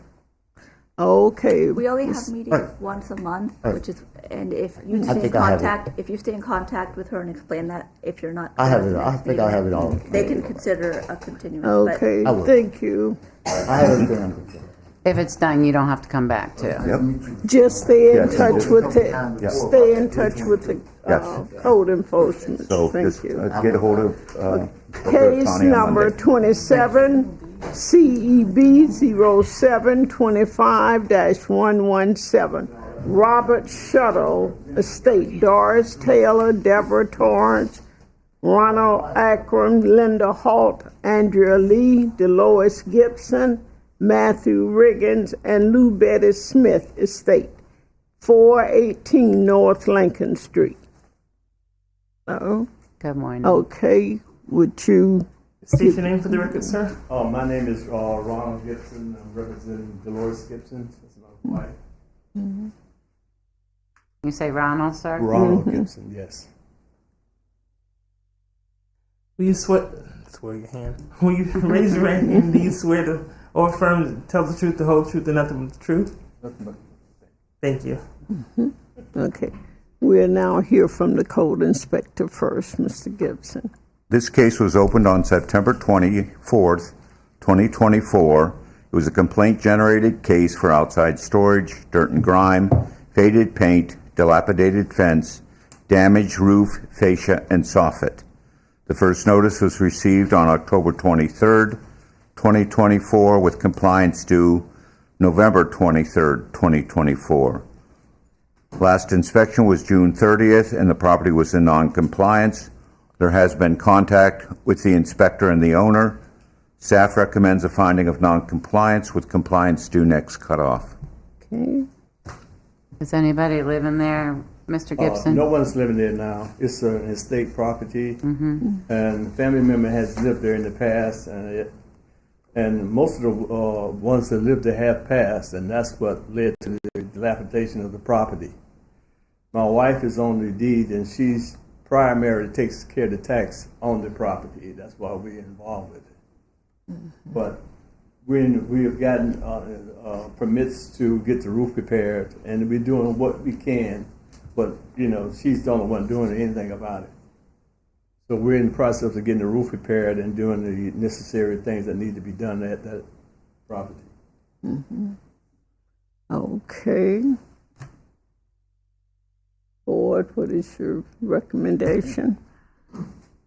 Well, I'll make a motion, but I think we'll give him maybe 60 days to get so we can probably get the permits together. But we've hereby find the respondent Robert Schulter Estate, Doris Taylor, Deborah Torrance, Ronald Akram, Linda Hart, Andrea Lee, Dolores Gibson, Matthew Riggins, and Lou Betty Smith Estate at 418 North Lincoln Street to be in non-compliance in order the respondents to come into compliance by 9/3, 60 days, or be returned for a hearing before the Code Enforcement Board on 9/11 for consideration of a fine up to $1,000 per day. Okay. Second. Okay. It is been moved by Mrs. Robertson, second by Mr. Gonzalez. All in favor? Aye. All opposed? Mr. Gibson, you have 60 days to come into compliance. Thank you. Yes, And just stay in touch with the inspector. continue to keep her apprised. Okay, thank you. I'm dismissed. Yes, you're dismissed. Case number 28, CEB 0725129, Dominic Tessero and Carolyn C. McWhirden at 37 North Hollywood Avenue.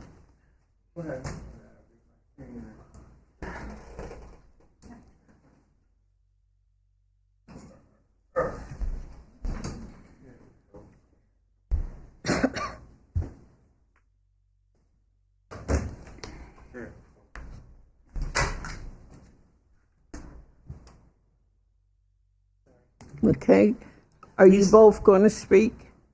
Are you both going to speak on this issue? Yeah. Okay, would you turn around and be sworn in, please? Will you state your names for the record, please? State your name. Dominic Tessereri. And who's she? My wife Carolyn McWhirter.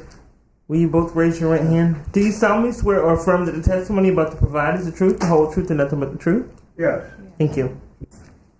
Okay, we're here for our co-order enforcer, Mr. Jones. This case was opened on September 6, 2024. It was a field-generated case for outside storage, overgrown landscaping, boarded-up windows, damaged wall, and damaged driveway. First notice was received on September 27, 2024, with compliance due October 27, 2024. The last inspection was on June 30th, and the result was non-compliance. The inspector has been in contact with the owners.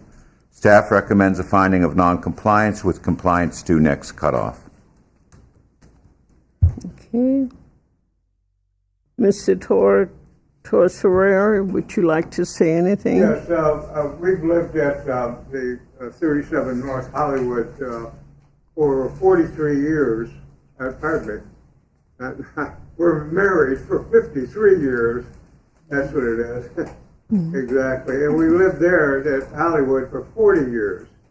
Unfortunately, I'm a strong victim of cancer, and I've had 9 surgeries so far. One for my lung and the rest for my bladder. And I just found out 2 days ago that I also have a stenosis of my neck and also a cancer of my neck as well. Just 2 days ago. So in any case, all of the situations, as you can see on the photograph, the wall has all been painted.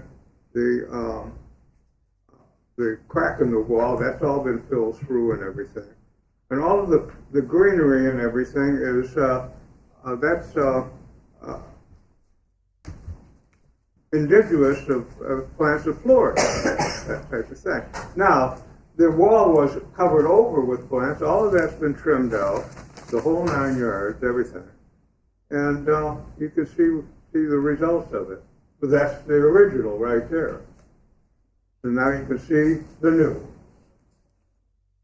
So the only thing I can tell you is that we have had a lot of progress in taking care of the business of straightening up. As far as storage, outside storage, what happened is that the inspector originally came by and I was painting outside and I had a table out there with paint on it and I put a tarp over it because it would continue the next day.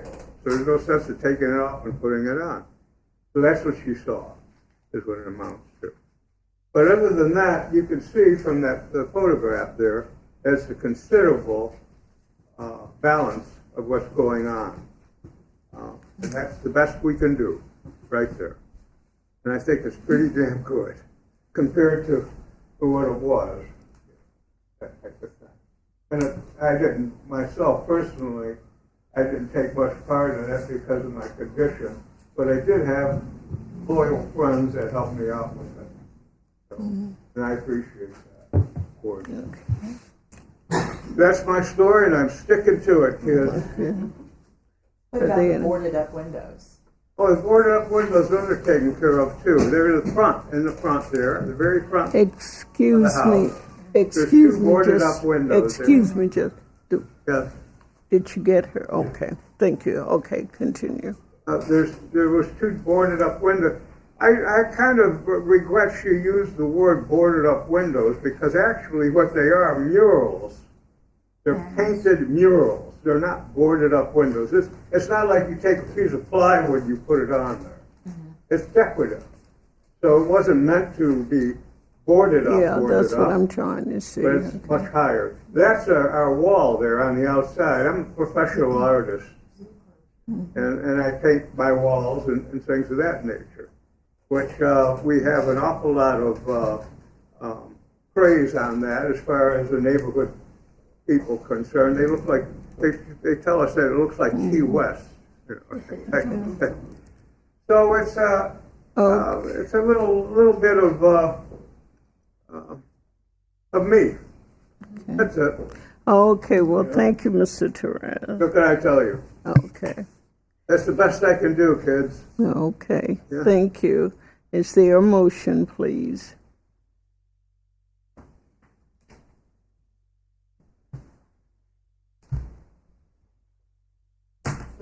There's still things outstanding that need. Yes, and if we go to another picture, looking up the driveway, if you scan up a little bit, scan in on the side windows, Yeah. that's where he is stating they're decorative, but what they're doing is they're blocking egress out of the building. They are enclosing the windows. And that was one of the issues that the inspector had, because concern over egress out of the building. There are open windows in each one of those rooms. Those windows That's just do on open. the north side because we Yes, live but just 2 the- blocks from the beach, you know. But the boarding outside, is that hand removable? Can you open the window and push that out? Oh, yeah. You could put, you You can could open up push the it out, windows, yeah. they're double hung windows. Not the window. Pardon me? What's on the window? Excuse me? What's on the window I'm looking at? Oh, are they movable? Yes. Yeah. Yes, they can be moved. No, but are they movable? They're not shutters, no. I guess like, Okay. if there's a fire, can you exit through one of those windows? Right. You can't exit if there's a fire or anything with them the way they are now. It could be pushed out, yeah. Okay. Yeah, but, okay. Okay. Is there a motion from the board? I disagree with the inspector. I've seen this house, and it's an artist's house, and I just don't want to find it. But what we're saying here on the side, Miss Marsh, those shutters, well, those covers cannot be moved unless you forcefully push them out. If there's a fire or something and they let the window up, how are they going to get out? It's a safety issue. Yeah, it's a safety, a big safety. Yes, but there is exit from each of those, on the other side of that room, there's an open window. There's open We windows on the just front boarded and up on the back of the house, so there's exits there. Yeah. It's not like it's completely boarded up. See, on the back Yeah, and the but side of the I'm house, just the windows thinking are on a open. safety issue, if a fire happened in the middle of the night, we can get confused. Right, but And- excuse me if I may, the violation Okay. says no boarded windows. Okay. Yeah, exactly, thank you. And No, you didn't understand what he Yes, said. I understood. No boarded windows. No boarded windows. Right. Right. I also want to add, I understand, Ms. Marsh, your concern. I'm being bad guy here. Legally, we can't treat people differently. So let's say they have pretty painted boarded, but someone else has ugly, not painted boards. If we would find the other people, but not them, it would be differential treatment. We could be sued under that because we're treating them differently based on just how we feel, kind of. That would be disparate, Okay. disparate treatment. Yes, different. Is there a motion from the board, please? What was your recommendation again? Non-compliance, compliance next cutoff. Go for it. Go for it. So I'll make a recommendation that we find the respondent in case number Dominic Tesserori yes. and Carolyn McWhorton in case number CEV 0725-129 The purple one. for the property at 37 North Hollywood, to be in non-compliance, and order the respondent to come into compliance by the next meeting, the next compliance date of August 6th. I'm sorry, I'm hard of hearing. To be returned to a hearing before the Code Enforcement Board on August 14th, or for consideration of a fine up to $1,000 per day. Second. Okay, it's been moved by Mrs. Can't remember her name. 14 Calman. Oh. Calner, and second by Miss. August 6th. I'm doing a motion here, and a second by Mr. Gonzalez. All in favor? Aye. Aye. All I'm opposed? abstaining because I wasn't here. Okay. Well, Okay. I tried Mrs. to Sir Wright, can we get a roll make a call, mention of that please? as well. Excuse me, We tried to get hold of the sir. inspector 3 times, and she never called back. Okay, And we we left have, a note with the gal at the window at the office there. Sir, I hate to cut you off, but Yeah, the chair is speaking. Let her. there's a motion going on. Excuse me, please, just hold your thought. Give an opportunity. Can I get a roll call? Ms. Romy? please? I'm abstaining. Oh, okay. No vote, okay. Okay. Mr. Gonzalez? Is that it? Yes, I second the motion. Mr. Marsh? Very good. Thank you. Ms. Cowman? Yes. Mrs. Radabach? Yes. Radabach. And you get a hold of me. And Mrs. Hines? Yes.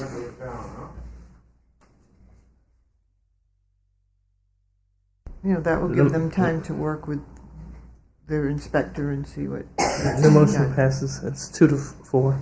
Okay, it passed. Madam Chair. Did you let them know that they should stay in touch with Miss Atana? Yes, or I gave her my card to contact me if she was having Okay. contact problems with the inspector.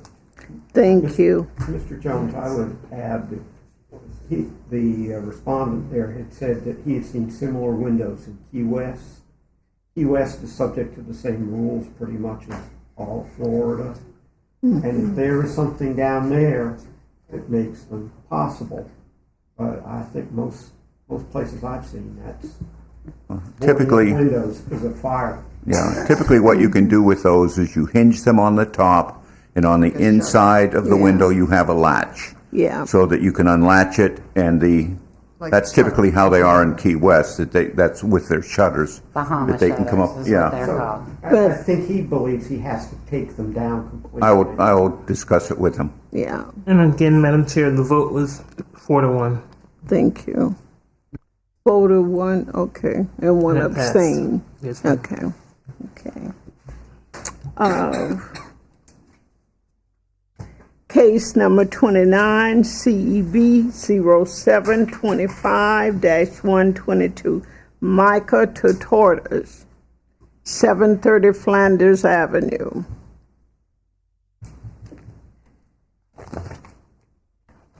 Mr. Jones? Respondent has been properly notified. This case was opened on March 4th, 2025. It was a field-generated case for dirt and grime and parking on the front lawn. First notification was March 26th, 2025, with compliance to April 26th, 2025. Last inspection was June 30th, 2025, and the result was non-compliance. There has been no contact from the owner. Staff recommends a finding of non-compliance with compliance due next cutoff. Okay. Is that owner occupied, or we don't know? It's not homesteaded, so. Okay. It's probably rental. Yeah, and the address is different than, the mailing address is different than the physical address, so I would assume so, but I don't want to assume. So the fine can be 15,000? No, this is for non-compliance. I know, Compliance but I'm next just cutoff. asking Yes, next time. the next fine would be Yeah. if it is not homesteaded and Okay. the owner is not Right. living there. Okay. Is there a motion to accept the city's recommendation, or? Yeah, I mean, Go ahead. I hereby find the respondent, Michael Tortua, in case number CEB 07-25-122 for the property at 730 Flanders Avenue to be in non-compliance and order the respondent to come into compliance by 8/6, next cutoff date, or be returned to the hearing before the Code Enforcement Board on 8/14 for consideration of a fine up to $1,000 per day. I second. Okay. Mrs. Roby motion, Mrs. Radabach second. All in favor? Aye. All opposed? Thank you. Our next case, number 30, CEB 07-25-123. I thought it was Zoom. Okay. It is Zoom. Okay. Someone on Zoom, it should be her daughter. Okay. Ms. Sharon Johnson. Okay. Before we begin, can I bring to the board's attention? Wait just a moment. You have to be sworn State your in. names for the record. You're going to be speaking. Tracy Menzel, representative for Ms. Johnson, as well as Ms. Bullworker, who will be Is that Tracy? I'm sorry. appearing via Zoom. Okay, you said Tracy, with it, it's Nitzel, Nitzel. When you say representative, do you mean legal representative, like you're her attorney? Commercial representative for the property and the estate. And you are, ma'am? Deborah Reed, inheritance owner. Is that R-E-D? R-E-E-D? R-E-E-D. Okay. Will you both raise your right hand? Do you solemnly swear or I'm sorry. Miss Foraker should be there. Yeah. Hi. Oh, hello. Hello. I'm Noelle Foraker. I'm Sharon Johnson. Yeah, Can you speak a little bit louder? Oh, I'm sorry. I'm Noelle Foraker. I'm Sharon Johnson's daughter. Okay. Will you all three raise your right hand? Do you all solemnly swear or affirm that the testimony about to provide is the truth, the whole truth, and nothing but the truth? Yes. Yes. Yes. Thank you. Okay. I got a question before we get started, because there's a commercial representative, there's an inheritance representative. What does that mean? So- Who is the official representative? So this is where I'm going to bring the board's attention real quick before Noelle starts to speak. Currently, Miss Johnson is missing. However, she has a life estate on this property, and the property is 100% her life estate. Pursuant to Florida Statute 731.1033, a individual that is missing has to be missing for 5 consecutive years before a remainder man can take action. Can you say that statute again? Statute 731.1033, as well as Florida Statute 733.201, a personal representative appointed by the party, which is Ms. Foraker, and myself for the property until it has been deemed by the court, 7th Judicial, that Ms. I believe her name is Reed, would have actionable cause. It is a life estate. How does Noelle have the right? That is her daughter, and she is the heir, is her heir as well as her other daughter. Has probate given her Okay. She is in process. She has not done anything because the individual is still just missing. How long has she Okay, been wait, missing? Pardon? How long has she been missing? There's a current active investigation at this time. So we don't know how long she's been gone. I believe it's sometime in September. What's the year? Madam Wait, hold it. We can't all talk at once. I'm waiting so I can. We're trying to get the understanding. This is a civil matter, not relevant to this Correct. case. Okay. So we're just here to find, Yes. find compliance or non-compliance. Non-compliance. This is something that they'd have to take in court. Correct. I'm under the That's assumption true. that Noelle does not have rights to this because it's still the mother's. So this true. is not for our decision. That's Our true. decision is- That is Very true. correct. However, I am the Okay, wait. contractor that is doing the work on the property. Can we have one person at a time? Yeah. Yes. Yes. Now, who's, Noelle is who's at the Zoom, okay. Daughter. And she's a representative. I'm the contractor that is doing the work on the Okay. property to bring it to code on behalf Okay. of Sharon Johnson and Noelle Foraker. Okay, and you are, I am the remainder man. I was appointed the remainder man. Lot 34. Excuse me, I'm going a little bit too far okay, with that yeah, one. because you're, But I'm just here on the behalf of the city's compliance to make sure that the interest that I had in it, if I had to do anything to bring it up to code, I would. okay. Okay, I got a question. Who lives in the home? Anybody? No one resides I in the don't- home. The home is empty. Well, it's not empty. It is We have currently any vacant. pictures? As it is, there is a case which Noelle can speak with regards to it. I am the contractor that is doing the landscaping, the yard work, the repairs on the property in conjunction to Ms. Johnson and to Ms. Foraker. I have a question. Just to I want to save everyone some time. Can we have a recess on this? Please. For staff to discuss. A recess, okay. Thank you. Yeah. Thank you. Staff is going to recess to discuss this.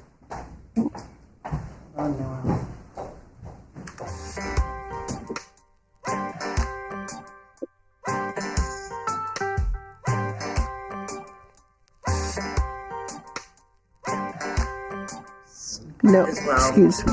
Noel, the staff has taken a minute, 5 minutes to converse on this. Okay.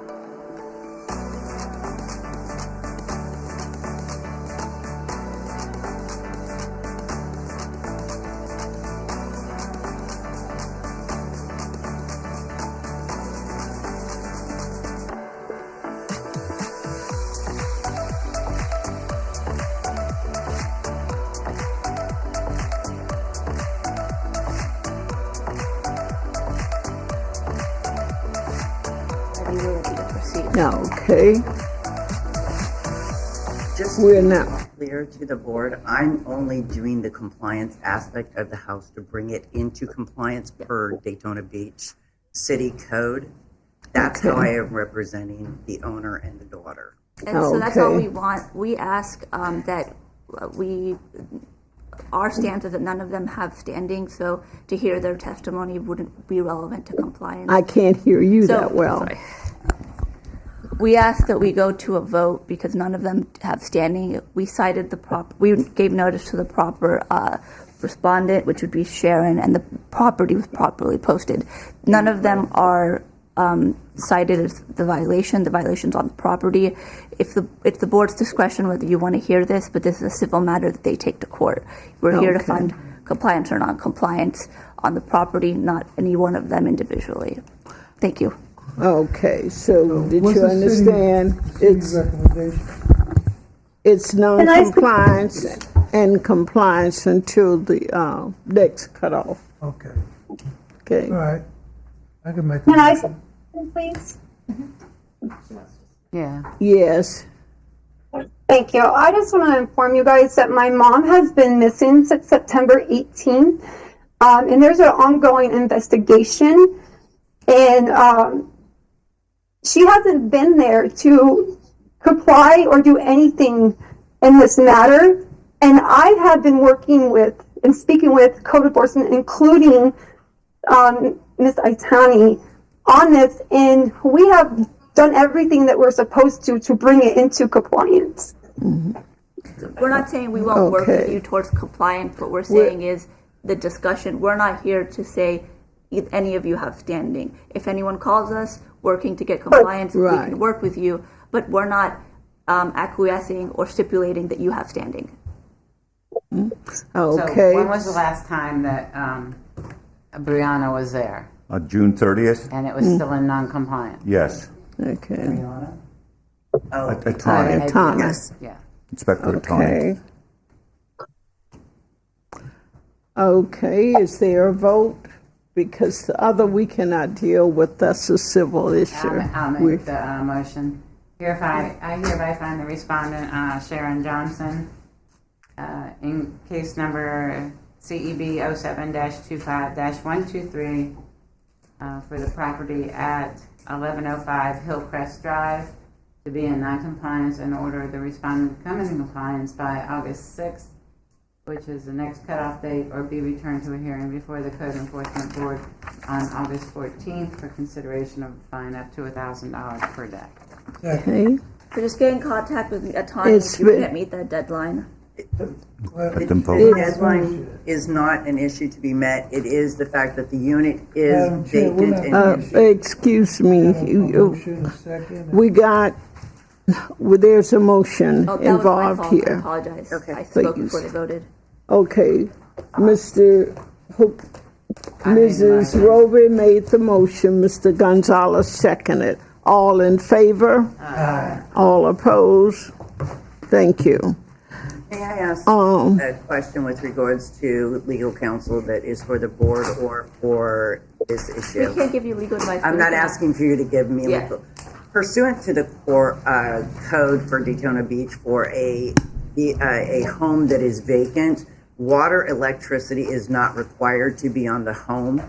That is part of what this code issue pursuant is with regards to that. So if every other item is completed on that unit, then she would be in compliance to Daytona Beach codes, and this code could be emptied because she's never had a code violation whatsoever. Am I correct on that? I think you need to discuss that with downstairs. I haven't. She's not present. Okay, She's on vacation. She will be here, Inspector Otani will be here on Monday. Yes. If you contact her and ask for an inspection, then she will go out to the property and make a determination whether the property is in compliance or non-compliance. All right. Okay. I'll get in contact with the daughter with regards to it. I do know that we. And I'm going to give you my card. That would be great. I can't. I would appreciate it. Thank you. Do you want one too? Police legal advisor? You're good? Okay. Yeah. Okay. All right, so I guess I should have brought our attorney in. Yes. Okay. Mr. Jones, thank you so much. I am done, thank you. Yes, that's it. Yes. We're now going to have the miscellaneous business. We are going to discuss. And that is Item 6, the board vote for vice chair. right. Done? We're done, Yes, ma'am, we're finished. Okay, Yes, ma'am. thank you so much. Okay. We now have a board vote for vice chair and a discussion of absent. Okay. Let me say this one. Our attorney feels, or it's legal, that when we say absent, it needs to be clarified. You can be absent from today, or you can be absent completely. Absent is absent. So I'm going to let him explain that to you all, or what we should do about it. Well, I think it's been somewhat clarified. I spoke. Your mic is not on. Now it's on. Okay. The vice chair serves in the absence of the chair. And I talked with Denzel, and this has occurred before. And the policy that had been, or the way it had been handled by the board at that time, was to advance the vice chair to the chair's position for the remainder of the chair's position. Okay. And so, does anyone take issue with that? That's here. So essentially, the chair is an elected person, and her election now takes her into the chair's position, and she serves as chair. That then opens up the vice chair position. And so that's my my spiel. It's kind of an unusual. I mean, it's not unusual. It's typical for boards to go for the vice chair, because usually the vice chair is considered a person that you feel confident can take over in the absence of the chair. So who is the vice chair? Well, at this point, there is no vice chair. That position would be opened up by Ms. Himes taking the chair position, or assuming the chair's position. So I think now it would be appropriate, Ms. Himes, to open nominations for the chair, for the position of vice chair. I nominate Ms. Rose. Yes. Him, yes, you have to run it up. I was, to be fully honest, I was going to resign in February, and Ouija talked me out of it. But I do not want to do vice chair because I might have to resign from the board itself. So I don't want to put the board in a situation where I'm vice chair and then I have to give it up. So in all fairness, somebody else should take it that can stay. And Nominate me. Okay. Is anyone else? Is there another nomination? Does anyone else want to be vice chair? Hmm? Anyone else? I just said I nominate. Yeah, I said, is anyone else? I heard. I don't know that I can do that job. I'm still relatively new. Okay. I've been on here 4 years. Yeah. So I'm like a senior with Ms. Roby. Yeah. Okay. It's all good then. That's it. Vice chair is now Mr. Gonzalez. We just need to have the vote. Clarify for me the responsibilities of the chair and the vice. I mean, I know to conduct the meetings, but you know, other than those. You know, the thing that I tell people, a chair is no more than a facilitator. I mean, that's my thing. You have to do some things. You have to read up, know things a little more than, and it's less, you're less argumentative as a chair than you would over there. That's the way I see it. But maybe the attorney can tell you different. Let me point out, first of all, you are a creature of statute, Chapter 162. And in that statute, there's only reference to a chair. And then there's a 5-member or 7-member board. And the city has chosen to have a 7-member board.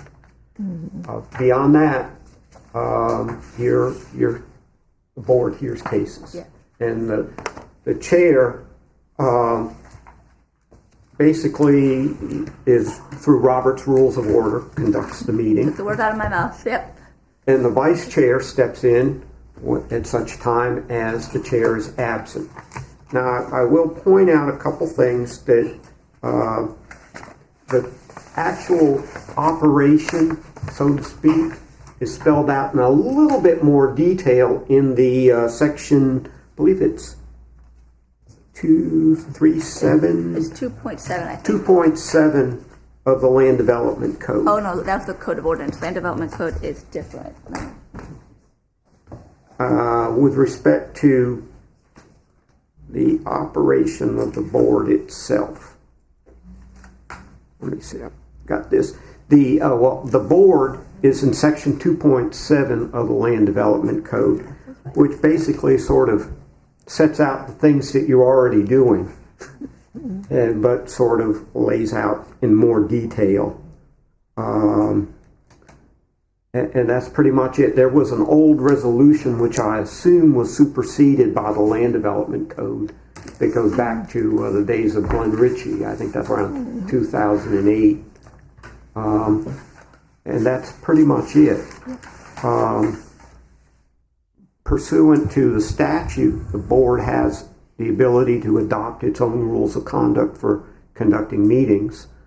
And that's it. I mean, a lot of it is very open-ended, but there does have to be a chair or a vice chair who steps in for the chair when the chair is absent. Yeah. And a quorum of members present.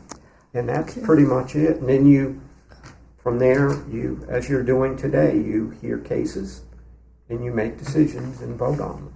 Yep. I was gonna wait to the end to bring this up, but since there's so many new members on the board, I was gonna ask to see if you guys would be interested. Is your mic on or is it me? It should be. I'm just very quiet, which is unlike me. Hello. I was just, because there's so many new members, I wanted to see if you guys would be interested in a workshop. I was gonna get in touch with Riggio to see if that's something you would wanna, work on together. That would be a good idea. Okay.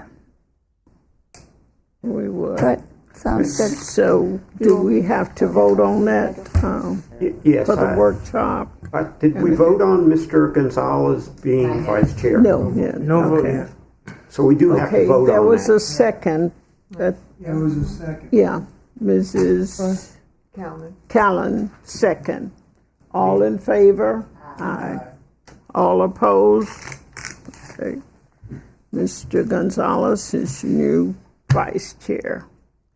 I missed something. Now, we now have to vote on the workshop? Or? So I was gonna ask Brenda to get, to help me and Amy schedule something with all of us, at your convenience. Okay, and also at this time, I'd like to apologize to the board. I guess in a way I should have stayed home. This hip is not the best today. So it's just a lot of it. Yeah. Yeah. And thank you all for helping and support like that. Okay, if there's nothing else, stand adjourned. All right.